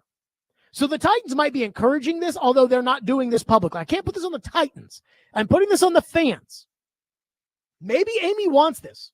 Hey, let's blow him up and turn him into Mahomes. But last year, once they hired Brian Callahan, between Rand's Sunshine Pumping and Brian Callahan's Afraid to Be Mean doing podcast, they had this fan base believing that Will Levis was going to be the next Joe Burrow. Well, you know, what we were able to do with Joe and what we're able to do with Will. And this fan base bought it, hook, line, sinker. And on the snap before the pass, you know, that little shovel interception, the pick six that Levis had against Chicago, I said to my dad, I looked at the bottom of the screen because, you know, Fox will show the quarterback stats after each pass. And I saw that Levis in the fourth quarter of the first game didn't even have 100 yards passing. And I said, I think this guy's a backup. Because if this guy's going to be a star, like, you're going to have more than 100 yards in 3 quarters. And then the next play, he flicks it to the other team and they lose. And I'm like, man, he kind of sucks. But this time last year, I mean, there was no slowing down the Levis train. I'm not trying to tell you Cam Ward will be a bust. I'm not trying to tell you don't take Cam Ward. I'm not trying to do any of that. I'm trying to tell you slow your roll on the idea that he's Mahomes. ESPN pulled executives and scouts and analysts and asked them to take every quarterback drafted in the first round plus Cam Ward and Shedeur Sanders over the last 5 years. Cam Ward ranks 18th ahead of Shedeur Sanders, Michael Penix, and Kenny Pickett. Again, stop saying Mahomes. It's ridiculous. And he might be great, but stop saying Mahomes. 615-737-1025, which is our phone number. We'll get to your phones on that coming up. Plus, one former quarterback evaluates Cam Ward, and he sees the same thing in Cam Ward's game that I see. We'll get to that next. Stillman & Company, 102.5 The Game.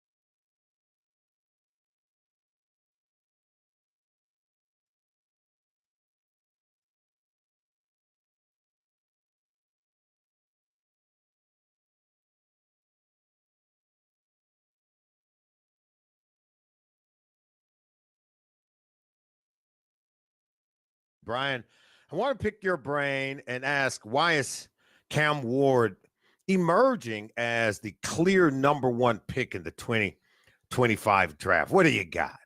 Yeah, I think the more you watch him, and the one thing I would say, you look at his career, he continued to get better each and every year, from Incarnate Ward to Washington State to his last year in Miami, where he eventually, became a Heisman finalist. I think he broke the record, the NCAA record for most touchdown passes in a career. And when you look at him physically, he's got a very, very quick release, a little sidearm, quick release. He's been able to show that he can throw the ball on all different levels, whether it's seam balls, throws with touch down the sideline on go balls, and even being able to zip it into some tight windows. So I think you see that. But I think there's a lot to like. He's played, I think he started 57 games in his career, which is, you and I have talked about. You'll start to see that trend more as guys are getting paid to stay and play at the collegiate level. I mean, Jaden Daniels, same way, played a lot of college football.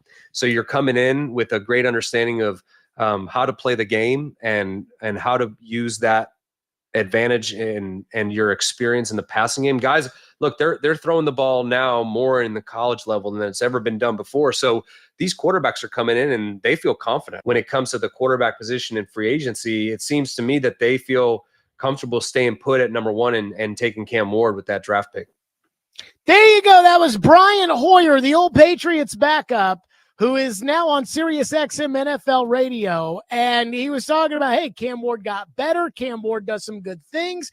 Cam Ward, clearly, by the Titans' lack of interest in any other quarterback, Cam Ward is going to be the first overall pick to the Titans, which I've already guaranteed on this program is going to happen. But for some reason, there's like this little whisper, this little hint that, well, what if it's not Cam Ward? It's going to be Cam Ward. But there's another thing Brian Hoyer said when assessing Cam Ward's game that I don't think gets talked about enough. And this is why I said that if I were the Titans and I was considering Cam Ward with the number one pick, the meetings when we're sitting there in the room with Brian Callahan and everybody else, and they're going over the board and they're going over tape and they're going over, this would be incredibly important to me. I wrote this in my notes when I watched Cam Ward's tape, and I said, either Cam Ward doesn't see the blitz or he doesn't care. Because there were often times in college where Cam would get to the line of scrimmage and the defense would be showing an obvious blitz. 7 guys, 8 guys in the box. They're all coming towards the line of scrimmage. Now, we all know sometimes there's 7, 8 guys in a box. They look like they're showing blitz. Quarterback snaps the ball and they drop out of it. But oftentimes in college, as opposed to the pros where they drop out of it a lot more, in college, they just come. So there's 7 or 8 guys. And again, Cam Ward standing back there, red 80, snap. Okay. Turn over to the sideline. Okay. Snap. And they bring the blitz. And there's 5 guys going out into the pattern, which means there's only 5 guys to block against 7. So 2 guys are going to get free. And when Cam sees that pressure, Cam kind of wiggles around. And sometimes he would run backwards and throw the ball away. Sometimes he would get sacked. Sometimes he'd make bad decisions. But most of the time, Cam was kind of able to get out of trouble with his legs and make something happen with his arm after his legs got him out of danger.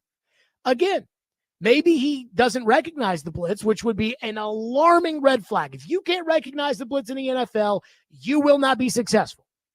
Or he just didn't care because in college, he didn't have to adjust, but now it's the pros, so he'll learn. And here's what Brian Hoyer said about Cam Ward and his athleticism that he noticed watching Cam Ward. He's not the most athletic guy, but he's athletic enough to create plays with his legs. Now, the one thing that I would say is I don't know when he gets to the NFL level and the Micah Parsons and the Myles Garretts and the likes of those guys are rushing up the edge, if he'll be able to escape outside the pocket as much as he's relied on in the college level. Yeah. I actually think there's a lot of similarities between the way that he and Shedeur play their game. They want to play some backyard ball. And as a quarterback, if you have the athletic ability to get out there, you don't have to read the defense. You get out there, you use your athletic ability. Guys can get open, and he's made a lot of plays that way. So I don't know if he'll be able to continue to do that as much as he did in college at the NFL level. Okay. He's telling you, hey, he tries to get away from pressure in college. And when you're going against Myles Garrett and TJ Watt and Micah Parsons, and you're not going to be able to do that. But he does create with his legs, and then that gives him an opportunity to do something with his arm. And the idea is, if Cam Ward realizes that in the NFL, hey, that's Micah Parsons, I can't do the same thing, he'll be okay. But he's not so athletic, i.e. Lamar, that, hey, he can just do whatever and he'll just juke away from Micah Parsons. He's not that athletic. That's what the tape says. The tape told me that if Cam Ward doesn't change out of plays because of a blitz with a protection, it's because he either doesn't know how to, which is a problem, or he doesn't care, which if he tells me, hey, I know when I get to the league, I've got to change, that would go a long way. The way he would articulate that, the ability to change, that would be a big deal to me. And Brian Hoyer sees the same thing on tape. Again, that's real analysis. That's not just, he's Mahomes, which I feel like I'm getting way too much of now. Ricky says, Mahomes wasn't supposed to be as good as he is either. His draft profile score wasn't the top of the quarterback that year either. Okay. So, again, this is the difference between using Mahomes conveniently to justify Ward and having the real comparisons between Mahomes and Ward. Because what's happening here is people will say things like, well, he wasn't the top quarterback in his class, so that doesn't mean he has to be great. But we can do that with anybody. Mel Kiper was justifying why he thinks Shedeur Sanders is still the best quarterback in this class the other day. And Mel was doing it by saying, well, he doesn't have the best arm in the draft, but neither did Tom Brady. Well, easy there on Tom Brady. It's easy to say, oh, well, he wasn't rated as a high prospect, and look at what Tom Brady became. But just because Tom Brady worked out doesn't mean every quarterback in the 6th round is the same. And I want to keep saying that. Like, there is a little bit of Mahomes in Ward's game. The off-platform, off-balance throws that Ward can make anywhere on the field and put it right at the receiver. Mahomes, it's that backyard football. It's, again, I talked about it yesterday, the baseball background, where I know Mahomes has the baseball background. I think somebody said Ward played baseball in high school, which doesn't surprise me because it's like a shortstop or a third baseman off platform, throwing a ball right to the first baseman. Guy lays down a bunt, third baseman charges, throws off a 1 foot, and you got to put that foot in the ground, and you got to throw off balance and hit the first baseman, or the ball goes in the dugout, and now you got a guy at second or worse. And Ward's got that. But if Cam Ward can't see a blitz in the NFL, it's not going to matter. And again, to sit there and say, oh, well, he's Mahomes, that's where I'm like, guys, you got to bring it down. One texter says, we've got to stop saying Cam Ward is the next McNair, Mahomes, Burrow, etc. He's Cam Ward. We can't even compare him to anyone or say he's the next whoever when he hasn't taken an NFL snap. Let him be his own person and prove he's one of the next elites or a bust. I do agree with Chris Sanders that he would bring new energy that could liven up the team, city, and fan base, but all we can do is draft him, sit back, and hope that it happens. So, again, these guys' jobs, general manager and assistant general manager and president of football operations, and their jobs are to be able to discern whether or not somebody is a good draft prospect, and that and everything about them, whether it is their physical tools, their makeup, etc., would translate to success in the NFL. That is their job. For fans, it's as simple as, well, let's take him and hope it works. You're not the one coaching him. You're not the one putting a team around him for success. You're not the one, again, who has the years of experience of comparing him to other guys. You know, again, here's what I would say about comps. Floyd compared Josh Allen to Ryan Leaf. And many of you will hear that and say, oh, Ryan Leaf sucks. That was a terrible comparison by Floyd. But that's not what Floyd was saying. What Floyd was saying was when he scouted Ryan Leaf, granted, he didn't scout Ryan Leaf that hard because he didn't have the first or second pick and he wasn't looking for a quarterback, so he wasn't going to be in the Ryan Leaf market. But when he watched Ryan Leaf throw at the combine And then he watched Josh Allen throw at the combine. He saw similarities. With Ryan Leaf, one throw would be a bomb down the field. It would be gorgeous, right in stride every time. The next throw would hit 3 feet in front of the guy in the dirt. Josh Allen was the same way. But again, Josh Allen, different mental makeup than Ryan Leaf. Josh Allen brought along a lot slower than Ryan Leaf. Expectations, because he wasn't the second pick in the draft, not as high as Ryan Leaf's. And because of that, Josh Allen was able to have success. Ryan Leaf, not so much. But again, he's talking about the physical comps. His thing being that, hey, if you had done to Ryan Leaf what you did to Josh Allen may not have been able to handle that. And I will say, I do have a hard time of kind of picking a comp when it comes to Ward. Now, Rick Spielman, the former Vikings general manager, who's now with the Jets, when he was hosting a podcast, he said he's a better version of Tyrod Taylor. But you know what he's not going to say? Mahomes. Because again, Mahomes, that's ridiculous. Mahomes threw for 420 yards a game in college. 421. Jackson Dart led the country last year at like 310 yards a game. What Mahomes did was absurd. So let's not compare everybody to the greatest. Maybe use more realistic quarterbacks. 615-737-1025. Jason Fitz joins us next. Stillman and Company, 1025, 1063 The Game.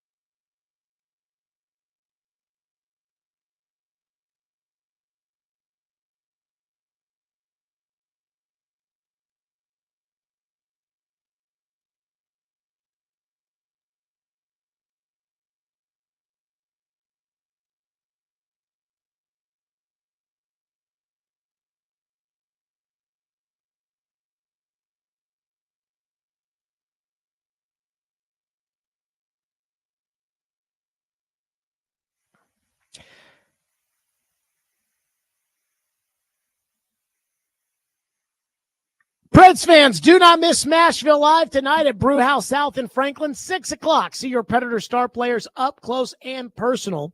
Also, get autographs and pictures. Tonight's guest will be Preds player Jonathan Marchessault. That's right. That's tonight at Brewhouse South in Franklin.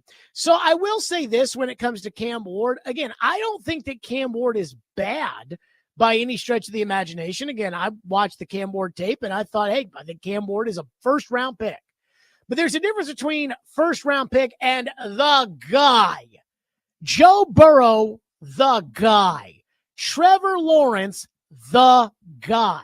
Now, again, I don't know if when it comes to Trevor Lawrence, I don't know if Trevor Lawrence is, not the guy because Jacksonville screwed it up, or if Trevor Lawrence never really was that guy and it was overrated and everything. I have no idea. I'm just saying that when it comes to Cam Ward, like it's turned from, man, this is a bad quarterback class locally.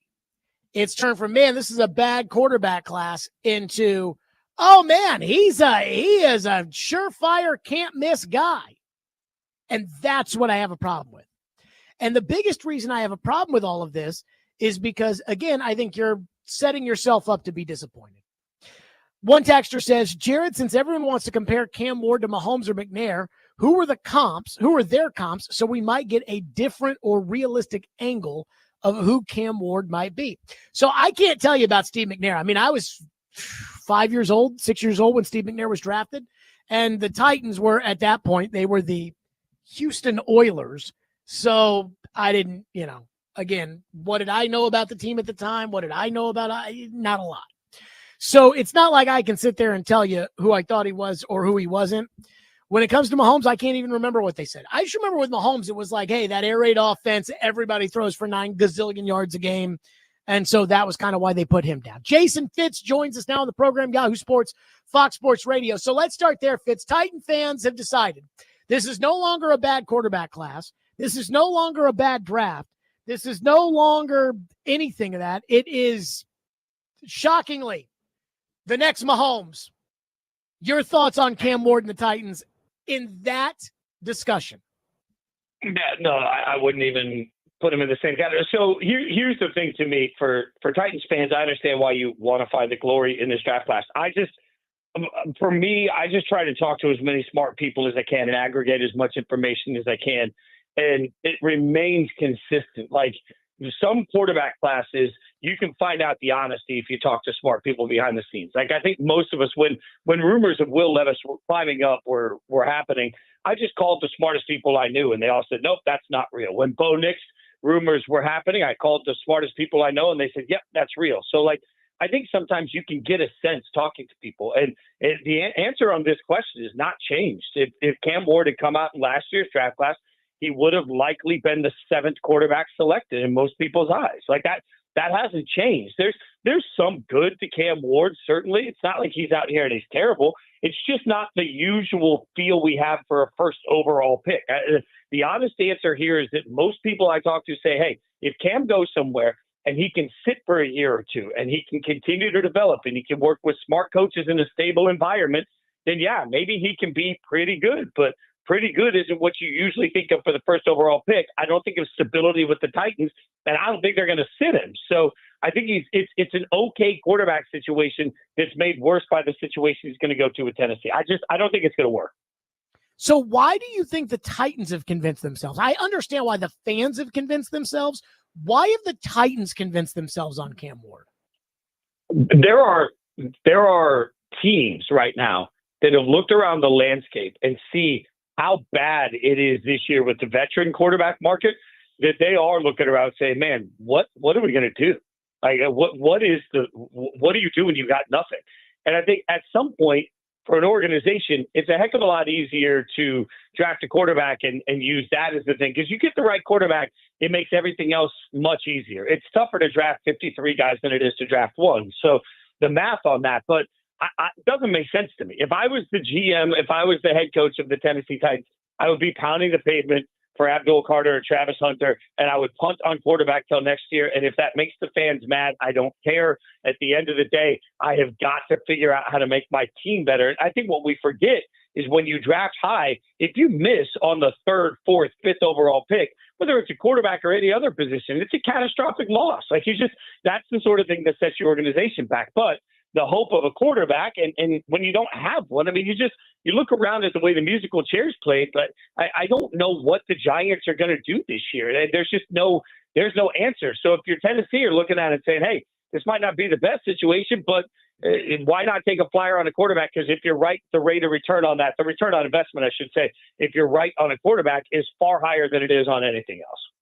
I think what bothers me, Jason Fitz is our guest here on the program. I think what bothers me the most about this new narrative that Cam Ward is the next Mahomes is that all of a sudden that's going to be unfair for Cam Ward. And I do like certain elements of Cam Ward's game, but as far as the comparison to Mahomes, I think that's a little ridiculous.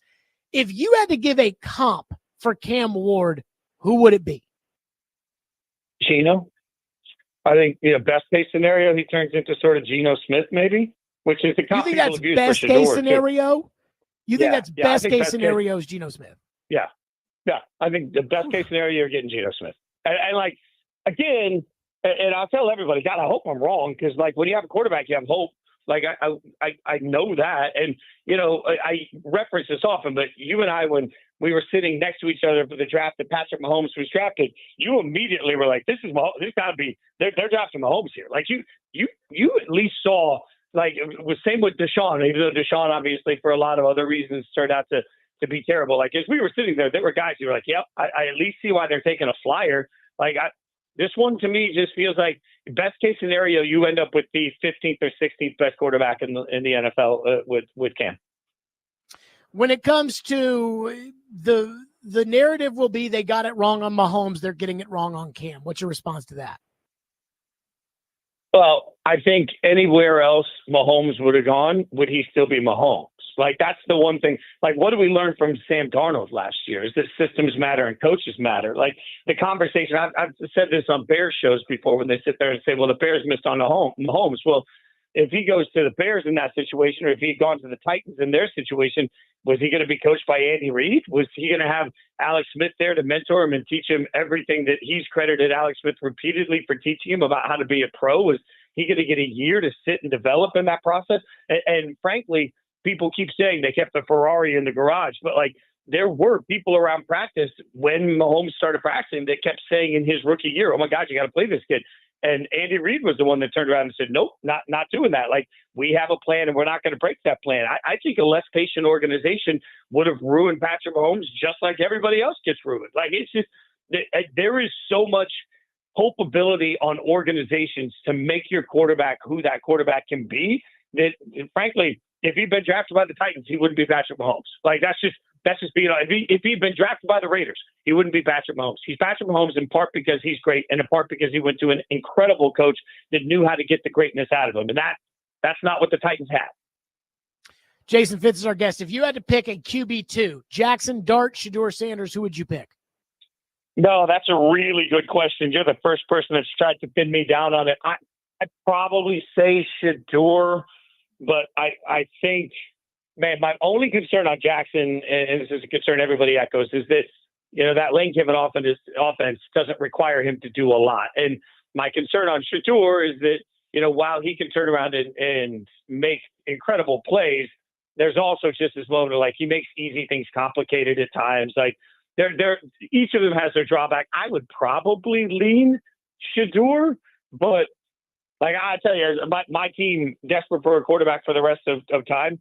I wouldn't want either of those guys at the top of the first round. I think quarterback 2 ends up being Shedeur. I will say Shedeur. I'll let you pin me, and I'll say Shedeur. I still think Jackson Dart, man. I think Jackson, like great example to what I was just talking about. If Jackson Dart goes to the Rams and Sean McVay sits Jackson Dart for the next 2 years, are any of us going to be surprised when Jackson Dart comes out and is absolutely great? I wouldn't be surprised by that, but. The flip side of it is if Jackson Dart gets drafted by, Jacksonville, not that he would, but understand the example. Sure. Like, would we suddenly believe that he'd still be the same? Nah. Like, I think Jackson and Shedeur are both also like him. They're guys that have to go to the right place, get time to develop, get time to learn NFL offenses. And then I think both of them could actually turn out to be pretty good starters. Would it surprise you if the Titans sat Cam Ward? I mean, I don't think that Levis is going to be the quarterback and Brandon Allen's a backup, but Mike Borgonzi was in Kansas City with Mahomes, whom they sat. Chad Brinker comes from the Packers, which, of course, their whole thing is sitting. Now, I think they would have signed a Daniel Jones or signed a Jimmy Garoppolo or Jameis Winston, or they would have done something like that if their plan was to take Ward and sit him. But at the same time, I keep wondering, you know, it helped Mahomes to sit. It helped Jordan Love to sit. Brady has said it helped him to sit. Steve McNair sat. Like, Aaron Rodgers sat. I don't think that's an accident, Fitz. Look, if they sit him, then I mean, glory hallelujah, like bring an entire gospel choir through and we'll do the hallelujah thing all the way around the board. If they sit him, that is the right thing to do. And I don't care if it means you win 2 games next year. I just think that slow development of your quarterback is in these situations. Like if you don't have a plug and play day one guy, I don't agree with the concept of learn on the job unless you've got somebody that is just absolutely no other choice. And I still think that can set him back. Look at the way we're talking about Caleb after 1 year, even though I think Caleb was actually pretty good, but it wasn't good enough, you know? So yes, it would surprise me because they don't have another quarterback that can win games. But frankly, if they came out at the draft and said, hey, we don't care if we only go 3-14, we are going to develop our quarterback to be our quarterback for the next 15 years, then my God, yes. And by the way, if we're on this call the week after the draft and we have a sense that he's been drafted and he's going to be sat, I would give them an A+ for doing that. Mm-hmm.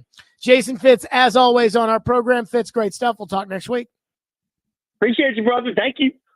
Yep, Jason Fitz, Yahoo Sports, Fox Sports Radio, joining us on the program. 615-737-1025 if you want to weigh in.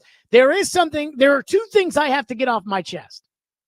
There is the Paul Kaharski thing, and then there is the basketball thing. So I will let you guys pick. Do you want to hear me get off my chest the PK thing or the basketball thing? Text line decides. We'll do it next. Stillman & Company, 105 The Game.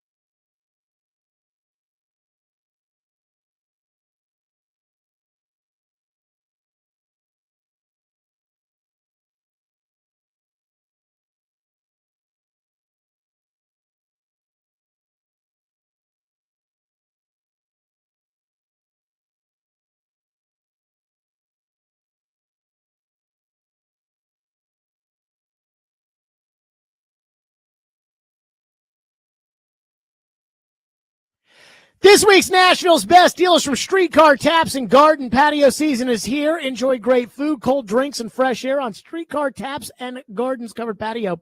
Get half off a $30 gift card now before they are gone at theGameNashville.com/deals.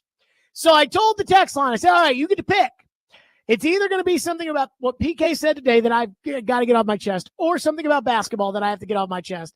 And the overwhelming winner, surprise, surprise, is the PK segment. But let me say this. One texter did text into the text line and actually nailed this correctly. If you're talking about the interviews of Titan free agents, then I would rather hear the basketball thing, which almost that one guy, everybody else picked PK. That one guy almost made me change the decision. But no, it's going to be about what Paul said. So Paul tweeted about this, I believe, on Monday, that the Titans are not planning to hold an introductory press conference for their free agent acquisitions. Dan Moore, Kevin Zeitler, Cody Barton, Xavier Woods, Van Jefferson, Brandon Allen, Johnny Hecker. They're not having a press conference. They're just not interested in it. And Paul's really upset about it. He was upset about it on Twitter, and this morning he was pissed. Here's what PK had to say. Some of you out there, please listen to this in the good faith it's intended, honestly. They've got you hypnotized into accepting things from a terrible, dysfunctional organization. They do this and you go, oh, it's fine. It's fine. They've got you, Robbie mentioned earlier, thinking that Dylan Radins is somebody worth keeping. A second-round bust who couldn't play at right tackle and was serviceable as right guard on a terrible line. And you think, oh, man, we're going to lose Dylan Radins? This organization has masterfully, as a terrible team, convinced you of things that you just accept. Stop accepting this crap. I know you can't like storm the building and asking for better, but there are ways to ask for better. Step back for a second and think, if you're accepting of them not introducing their new guys, if you think Dylan Radins is some big loss, you got to reality check what's going on around the league with good teams, man. Okay, so 85% of what he says, I agree with. That there is a hold, especially on the part of the fan base that is online, which is what Paul's really referring to, because that's who he's interacting with. But there is a percentage of this fan base that it's the Poo-Poo Johnson thing. Again, I told you, they could sign Poo-Poo Johnson to be their quarterback next year, and there is a percentage of this fan base that would just go crazy about Poo-Poo Johnson. And you don't understand, Jared. Poo-Poo Johnson was very good at rear end state. You don't get it. Like if the Titans on draft night, like let's say they really, really, really love Shedeur Sanders and they're pumping up Cam Ward because they want to trade with the Giants and then take Shedeur, but now it's pick time and the Giants don't want to trade, so they take Shedeur Sanders. I mean, this fan base, all the Cam Ward people, like the distinguished gentleman on the YouTube chat who's now all Cam all the time, he was all Shedeur all the time. He'll be back to being all Shedeur. And there is a percentage of this fan base that no matter how stupid the Titans do things, that will always say, let Rand cook. Yeah, she fired John Robinson, or I trust Bill Callahan over you, that will believe that no matter what. I mean, Jim Wyatt eviscerated somebody in his mailbag this weekend talking about, like, I trust Bill Callahan over you. I'm like, Jim, y'all tried that last year. How'd that work out for you? But again, the crux of what PK's mad about, I disagree with. What he's mad about is he's mad about the fact that Dan Moore Jr. is not having a press conference. He's mad that Xavier Woods is not having a press conference. And let me just say, I couldn't give two freaking poops about what Dan Moore Jr. has to say. Could not care less. And I understand where Paul's coming from, which is, every year they sign new guys, and every year we get to have these guys.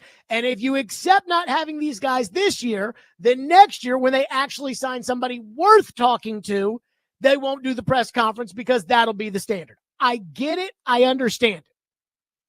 But I also don't care enough to bitch about it. I just do not care. Talk about a first world problem. They won't let us interview Dan Moore. Okay. So what? Last year, This is a true story, and I think I can lay this out here because Rand Carthon's been fired. So last year, L'Jarius Sneed had an introductory press conference, and the Titans sent out a release that said, hey, tomorrow at 11 o'clock, L'Jarius Sneed introductory press conference. Well, I get all those emails, and I'm not going at 11 o'clock to the Titans facility to hear L'Jarius Sneed say, yeah, I tried hard, this year. I'm going to try hard, and I think we can win, and I believe, and, all the same stuff these guys say. There's nothing about L'Jarius Sneed that I find that interesting. Somebody's going to ask him about his knees. It'll be okay. Well, then all of a sudden, Rand Carthon popped up there at the podium. And I'm like, wait a minute. Where'd this come from? The Titans had just, according to the Titans at the time, had decided that morning that, let's have Rand get up there and take some questions. But they didn't communicate it with the media. They just, surprise! And I'm going to tell you what happened. They didn't advertise it because they didn't want people like me showing up to ask Rand the questions that needed to be asked. And so they were right. If they didn't want me sitting there asking Rand questions about L'Jarius Sneed's knees and the fact that nobody else, they didn't want that. They didn't want it. The fact that they didn't have a right tackle and they were banking on Bill Callahan. The fact that, again, Chigakonkwo at tight end, really? If they didn't want that, the way to do it is to just slide it in there with L'Jarius Sneed, because I'm not going to go talk to L'Jarius Sneed because there's nothing I need to say. So, again, I couldn't care less about what Brandon Allen has to say. There will be plenty of days during OTAs where we can talk to Dan Moore.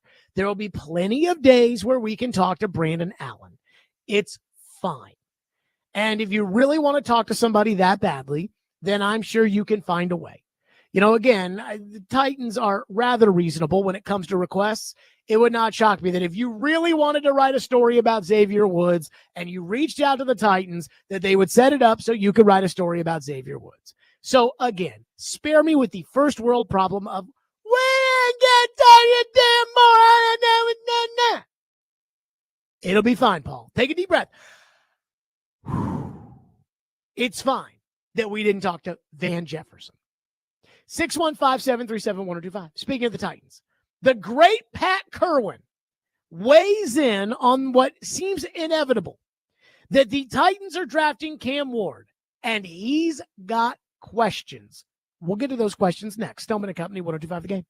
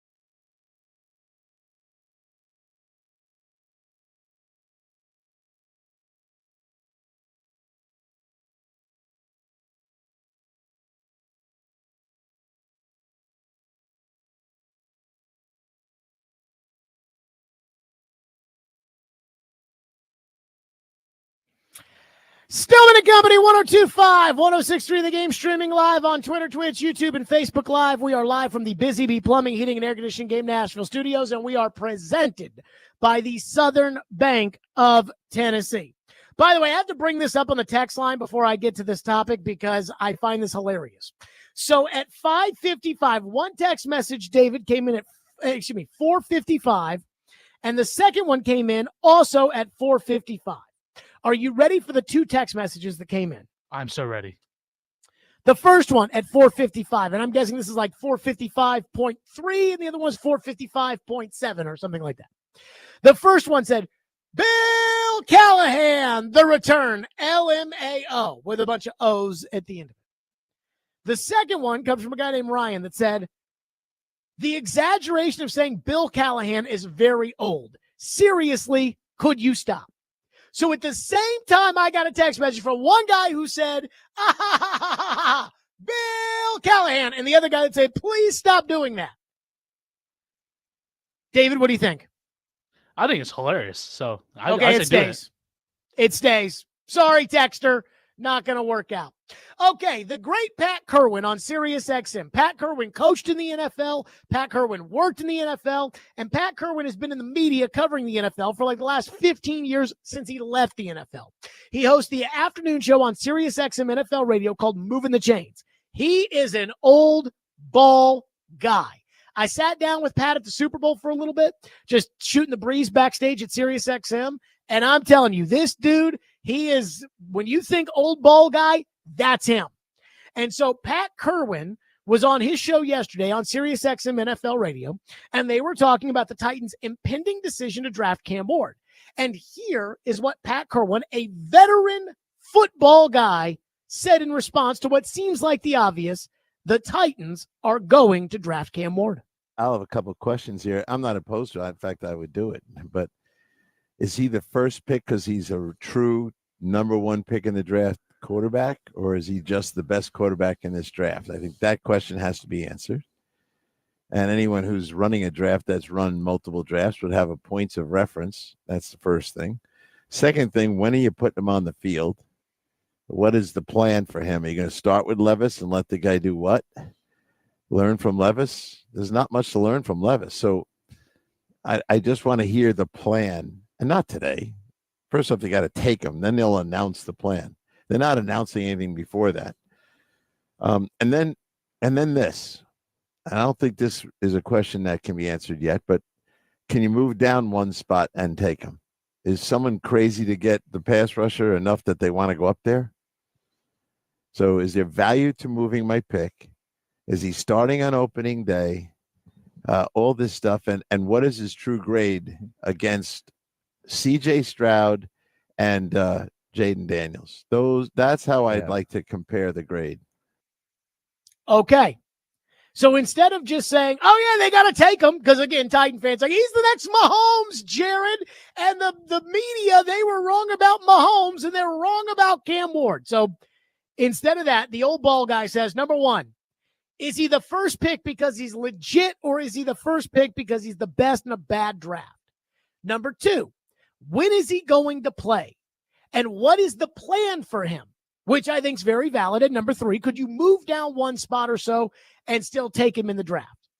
I think all three are fair questions. Now let's get the third one out of the way first. No, I do not think you could trade back with anybody and still get Cam Ward. Again, if the Giants trade from 3, it would be for Cam Ward. If the Patriots were to trade up from 4 to 1, which I don't think they would do for Carter or Hunter, if they were to do that, you're still not going to get Cam Ward because the Browns pick at 2 and the Browns are going to take Cam Ward. So let's get the first one out of the way. You cannot trade down to take Cam Ward. So that's out of it. Now, is he the first pick because he's legit, or is he the best player in a bad draft? Let's start with that, which I think is the most important question and is my big fear. And my big fear is that he's not graded favorably to those guys that Pat references, Jaden Daniels and C.J. Stroud. And if you listen to what Pat said in that cut, he said, and anybody who's done previous drafts knows that you'll have previous references. And so I want to play this cut from January from Mel Kiper Jr. Again, this was January, kind of at the beginning of the draft process, but not the beginning of the draft process for Mel. This is Mel's job. And listen to what Mel says, because again, Pat wants to know, okay, you guys like Ward, what's his grade compared to Stroud or Daniels? Because let's use Stroud as the example here. You have to go beat CJ Stroud. So if you're going to take a quarterback who's not going to be as good as CJ Stroud, how likely do you think you are to beat CJ Stroud? But listen to what Mel Kiper had to say in January about his grade on Cam Ward.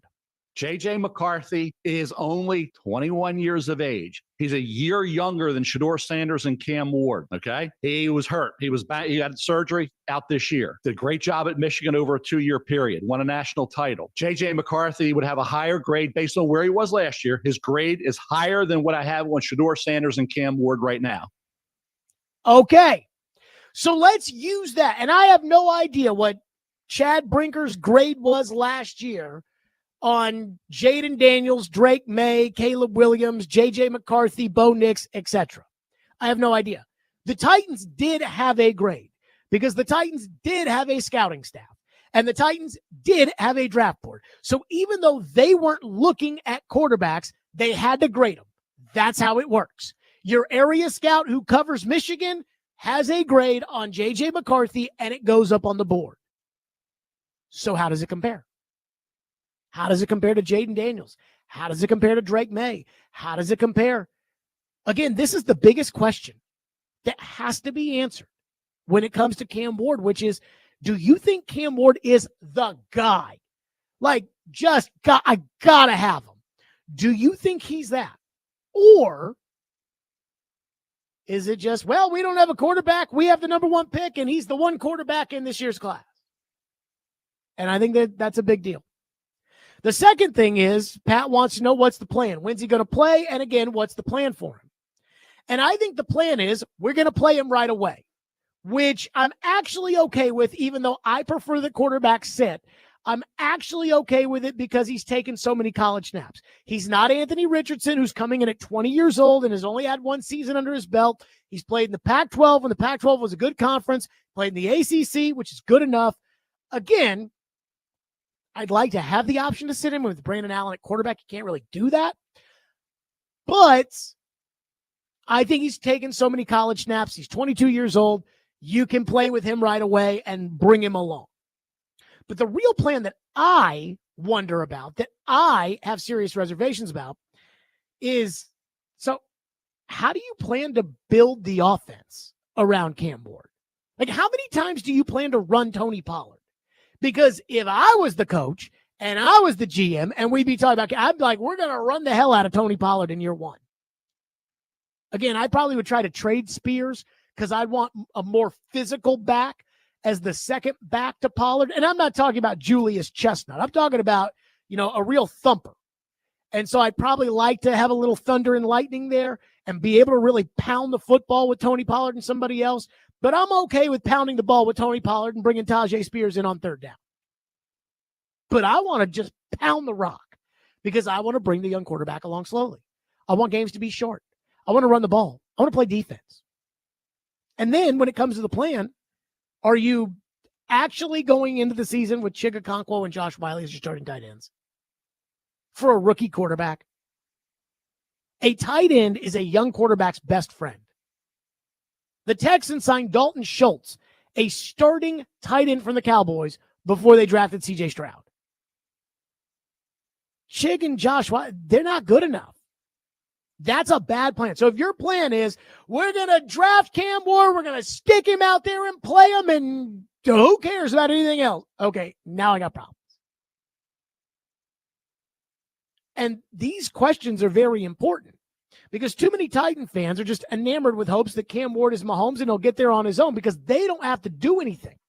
It's not their job to set it up so that Cam Ward will be successful. It's their job to sit on the couch and watch it happen. So all these Titan fans are like, he's going to be great, Jared. But when I hear hey, I want to know how he grades compared to Daniels and Stroud and these other guys, that one kind of scares the dickens out of me because that's who you're competing against. 615-737-1025 is the phone number. By the way, the text line is spoken. Bill Kyle Callahan stays, according to the text line. Coming up next, there is a report as far as a current Titans quarterback, and there's another report pushing back on that report. So we'll get to that next. Stillman & Company, 102.5 The Game.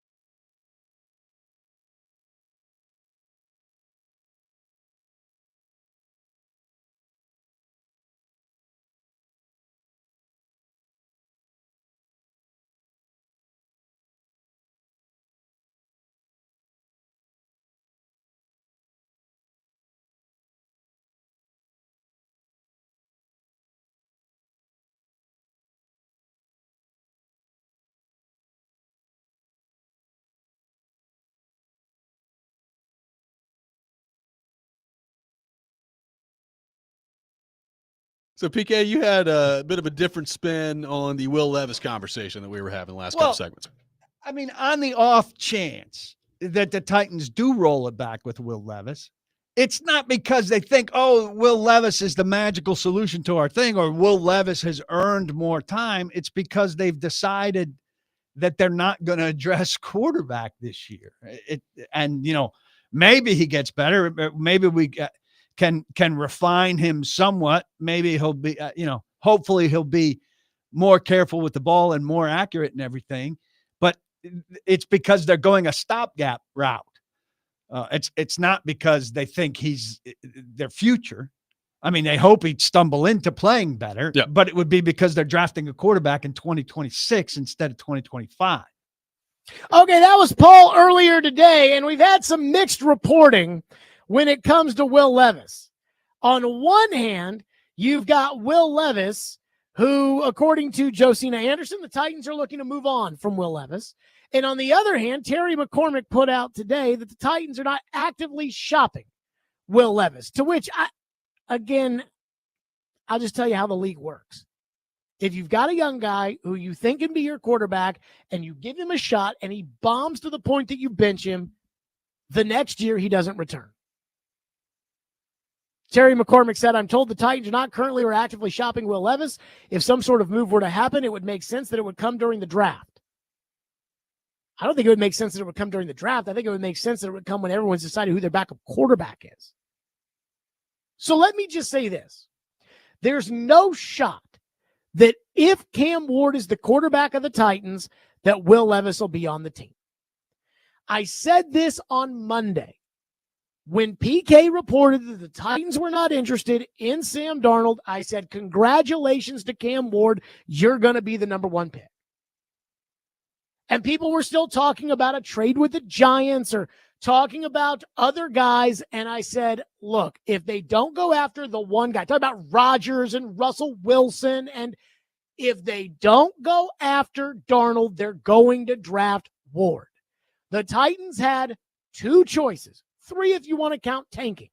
1, Darnold. 2, Ward. 3, tank. It's that simple. Well, the Titans had no interest in Sam Darnold. So once I heard that, I knew they're drafting Cam Ward and they're getting rid of Will Levis. I thought they were going to get rid of Will Levis anyway.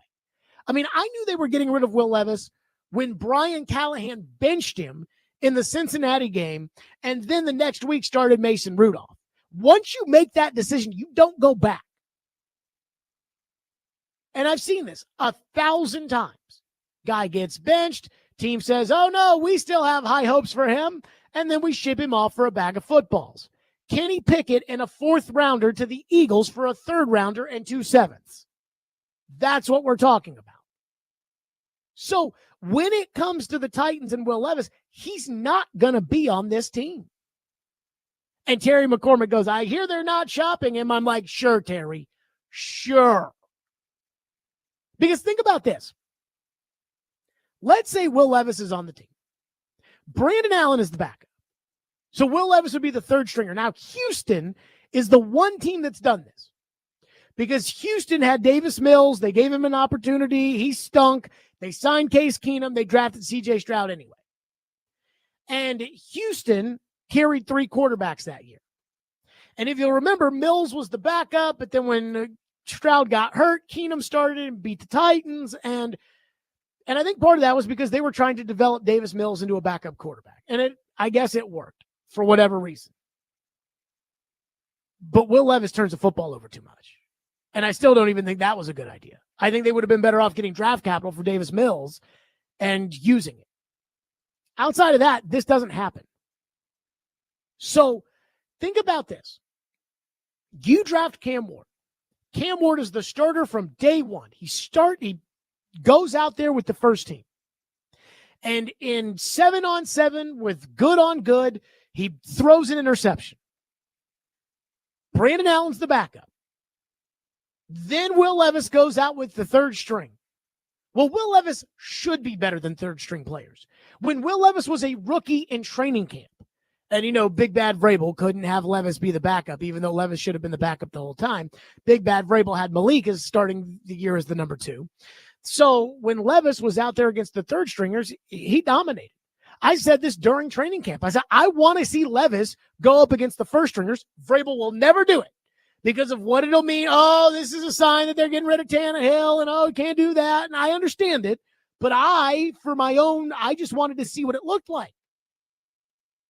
Well, when Levis goes up against 3rd stringers and dominates, what do you think the discussion is going to be?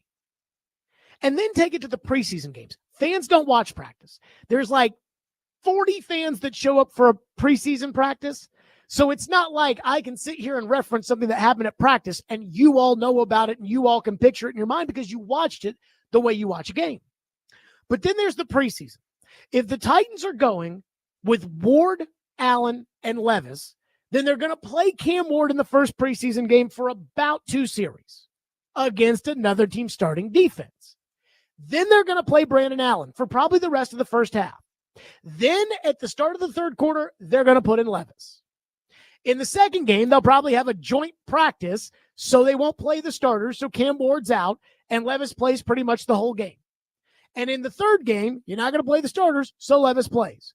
So if Levis goes out there in the preseason and dominates, Cam Ward gets 2 series, and Cam Ward throws an interception, the way C.J. Stroud threw an interception on his first series. Cam Ward fumbles the ball. Cam Ward takes a sack. Mariota's first series as a quarterback in the preseason, he tripped over the center and fumbled the ball, and Atlanta picked it up and ran it in for a touchdown. Let's say that happens. And Levis goes out there and plays well. Now what's the discussion going to be? And the context of, well, Ward was doing it against first stringers and Levis was out there against third stringers will get lost on people.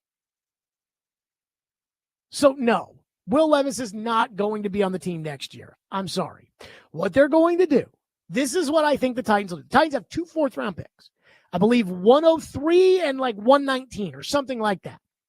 What the Titans are going to do is they're going to find a trade partner after the dust settles with all these quarterbacks. Once Jameis has a spot and Russell has a spot and all the backups are spoken for, there's going to be a team that has a veteran quarterback that doesn't have a backup, that had Will Levis graded nicely on the board, and the Titans will call and try to make a deal.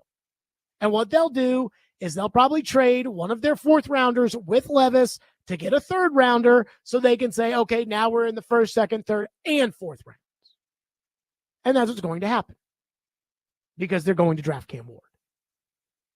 And that's how the NFL works. One texter says, since most of the Titans fans and your listeners are convinced that Cam Ward is the next Josh Allen, them liking it should prove that it is overblown and should stop because your listeners are not very bright. I think that's rude. I don't think I would say that about my listeners. I will say this, though, about the program. When we are staunchly convinced about something, when I am staunchly convinced and the fans are like, oh, no, you don't understand, I'm usually right, like 95% of the time.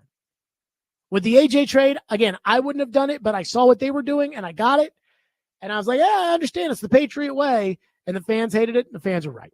615-737-1025 to your phones. Plus, what Tim Hasselbeck said about Shedeur Sanders, if you guys thought the Titans were actually going to draft Shedeur Sanders, would piss you off. So we got to get to that next. Stillman and Company, 102.5 The Game.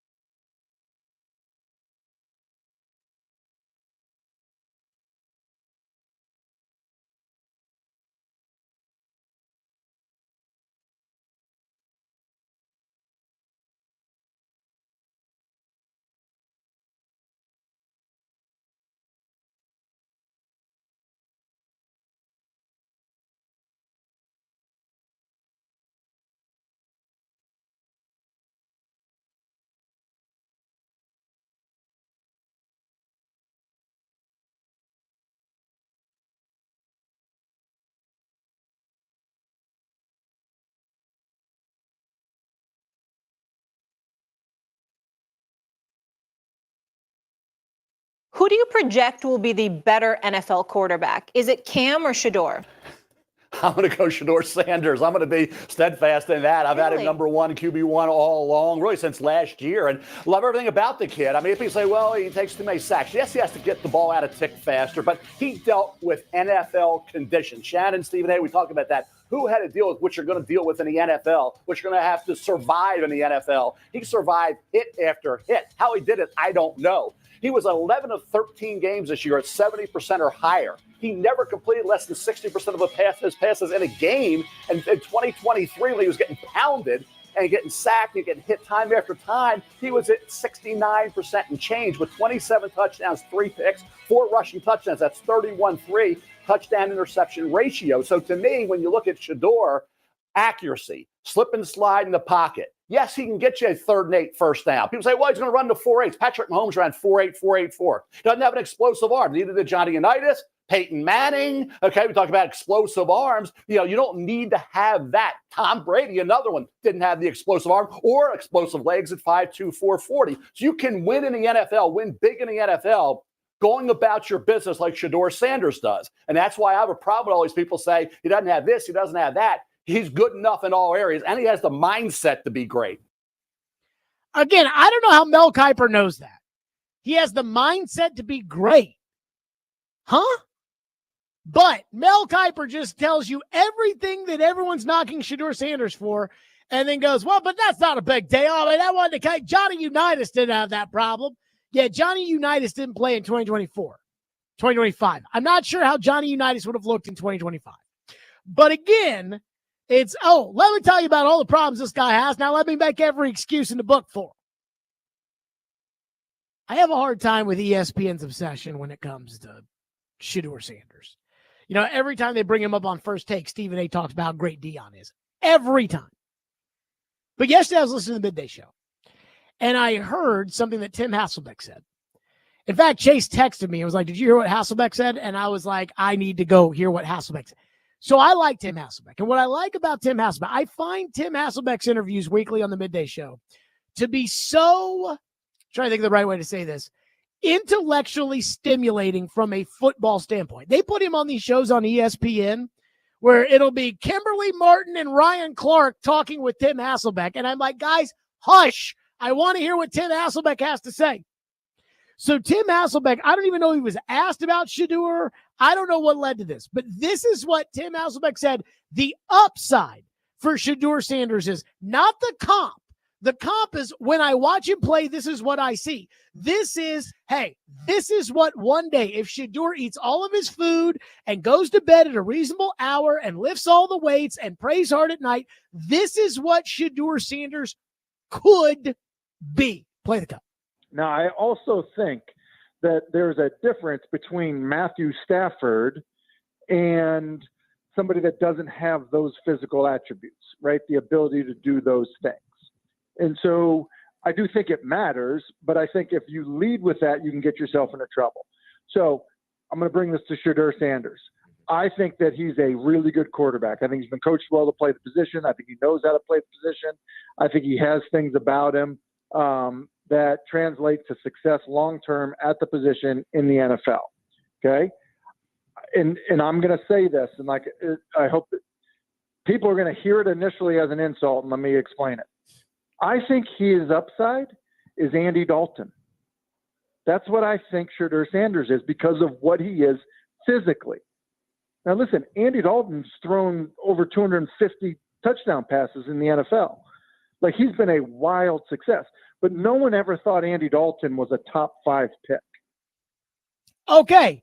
He says the upside for Shador Sanders is Andy Dalton. Tim, if you're listening, the next time you're on Get Up or First Take, I need you to drop that nugget. Because Stephen A. Smith and whoever else is on the panel, whether it's Louis Riddick or Mad Dog, well, maybe not Mad Dog, but again, whoever's on the panel, they're going to go nuts. ESPN loves Shador Sanders. So if you go on there and you say, yeah, I think one day his upside could be Andy Dalton, but Andy Dalton wasn't bad. And he's right. Andy Dalton wasn't bad. as a starter in Cincinnati, a place traditionally where if you're not Joe Burrow or Boomer Esiason, it's pretty hard to win. Andy Dalton was 70 and 61 and 2. Andy Dalton's not bad. Andy Dalton throws for 3,800 yards a year, 25 touchdowns, 15 interceptions. He's not bad. But this is the third pick when it comes to the Giants that we're talking about here. Or if it's the Titans, the first pick. And as much as you can't just create Burrow, Lamar, Josh Allen, Mahomes, Jaden Daniels, CJ Stroud, Matthew Stafford, Justin Herbert, you can't just make that guy exist. No matter how much you want him to exist in a draft, if the guy is not in that draft, as we learned 3 years ago with Kenny Pickett, you can't just invent a franchise quarterback. The guy has to be a franchise quarterback. And so, as much as everybody wants that, you can't just create it. It has to be there that year. That's why Andy Reid is so smart, for the fact that when he was picking in 2013 with the first overall pick in a draft that didn't feature a franchise quarterback, Andy didn't talk himself into one of these guys and think, I can coach him. Andy said, no, let's go get Alex Smith, because we can get a franchise left tackle with that first pick, and we can start building our football team around Andy Dalton. Let's go do that instead of just push all our chips in the middle. Let's go ahead and put that one in there instead. And I think that was the right decision. But I love how, again, when it comes to the upside of these guys, and Tim's like, yeah, the upside of Shedeur is Andy Dalton. I'm like, there are people out there that you're going to take a quarterback with the first pick, the third pick, who's got an upside of Andy Dalton? Andy Dalton. And here's the point I think that gets lost if you're not a franchise quarterback. If you're not a franchise quarterback and you're not in a spot where you have to take one, Cleveland has to probably take a quarterback because they're spending so much money on their failed franchise experiment, Deshaun Watson. Denver had to take a quarterback last year because they were paying Russell Wilson $39 million to be on the Steelers. Well, if you're not in a position where you have to take the quarterback, and the Titans are not in a position where they have to take the quarterback. They could have signed Jimmy Garoppolo. They could still do it with Jameis Winston. You can sign Jameis Winston and try to win some games this year and then pick one next year because you're the general manager. You're probably not getting fired. Now, the coach is getting fired, but you don't want him anyways. But if you're not in a position where you got to put yourself in a position in the future where you can get a guy that can compete with Joe Burrow and can compete with Josh Allen and can compete with Lamar Jackson and Patrick Mahomes. And the problem with Andy Dalton is he can't do that. And every year there will be a guy available that you can acquire who can give you what Andy Dalton gave the Bengals in a year in, year out situation, which is a solid starting quarterback, especially if he's got a good team. I mean, for Andy Dalton, in all seriousness, this was like the first 6 years of his career. 9-7, 10-6, 11-5, 10-5, 10-3. That's not bad. That's not bad at all.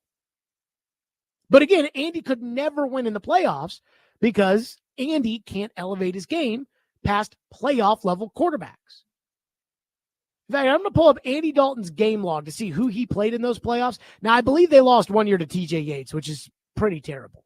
But the quarterbacks that he probably faced, Phillip Rivers 1 year, lost to him. I believe 2015, I'm guessing that's Andrew Luck, lost to him. I mean, those are, again, elite level quarterbacks. You can't beat those guys when you're just an average quarterback. But you can go get an average quarterback every year. Tim's saying if you use the third pick on Shedeur Sanders, best case scenario is that he develops into an average NFL quarterback. That's awful. You don't take that with the third pick. You take a franchise guy with the third pick. And I know right now, Titans fans don't care because the Titans are taking Cam Ward. But if Shedeur Sanders was on the table, Titan fans would be pissed. They'd be like, screw Tim Hasselbeck. He doesn't know what he's talking about. Yeah, Tim Hasselbeck doesn't know what he's talking about. Okay. Unbelievable. 615-737-1025. One texter says, please stop with Sam Darnold. By the way, he's going to suck in Seattle. Again, I'm not saying they should go get Sam Darnold. I'm saying you had a choice. Before Darnold signed in Seattle, you had a choice.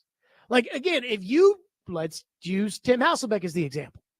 Like, again, I don't know what Tim thinks the best case scenario for Cam Ward is, and Tim says that Cam Ward has physical traits that equal the first round.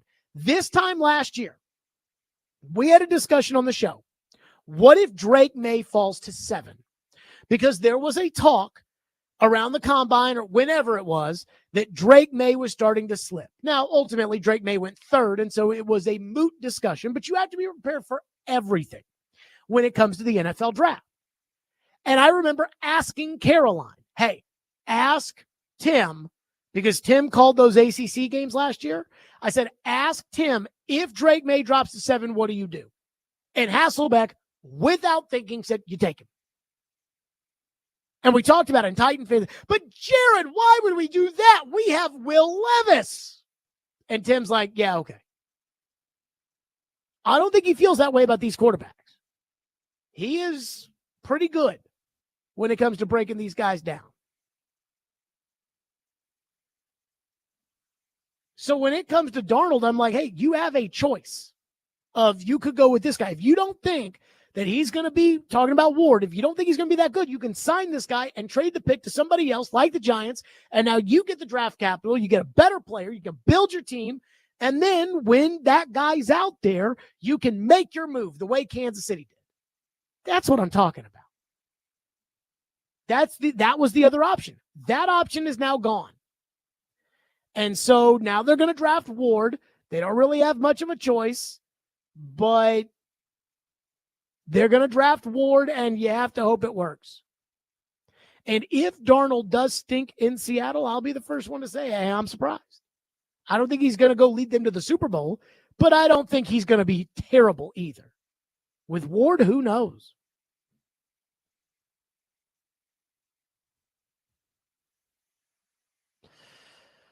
Oh, goodness gracious. 615-737-1025. A yearly reminder that I have got to give to all of you.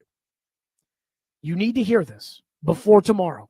So we will tell you it next. Stillman and Company, 105 The Game.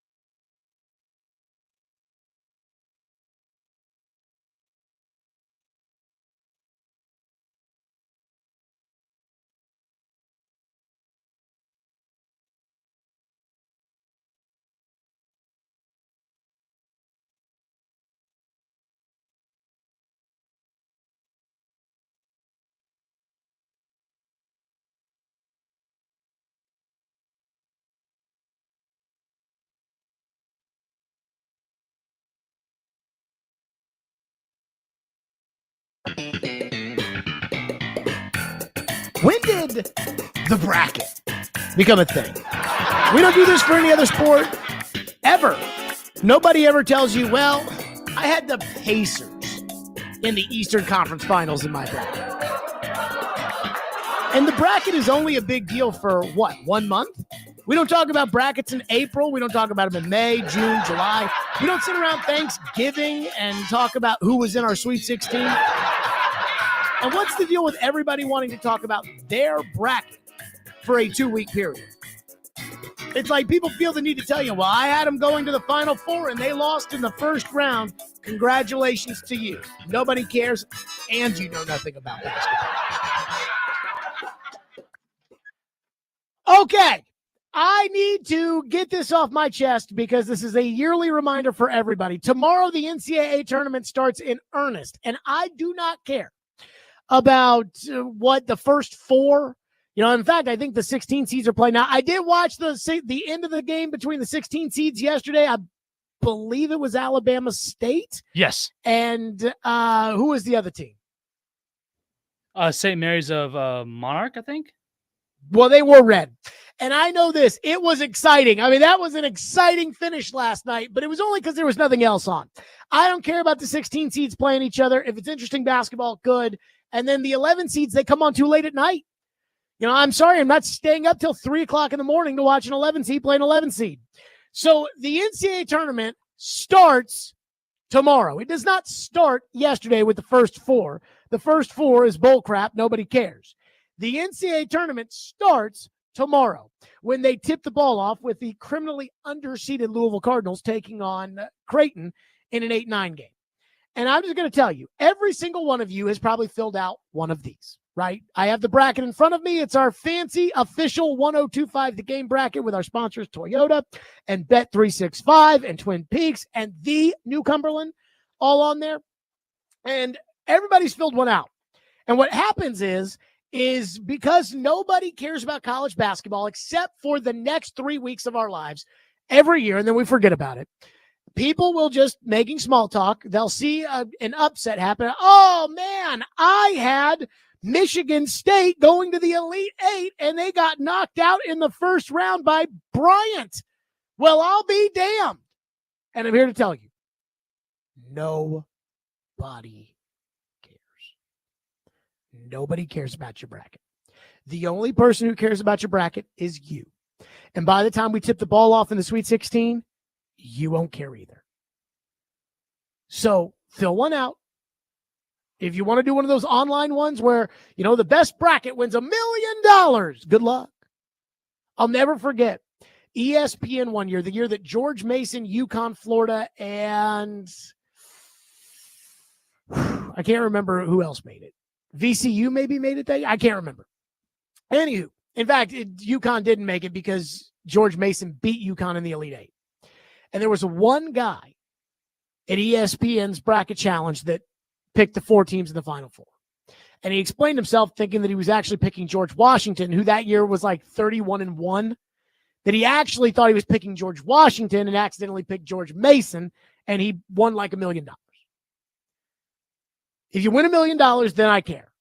If not, nobody cares. By the way, my Final Four, Michigan, Florida, Duke, and Tennessee. That's it for us. Chase and Jay Moore are up next with Smashville Live with Jonathan Marchessault. We will see you all tomorrow at 2.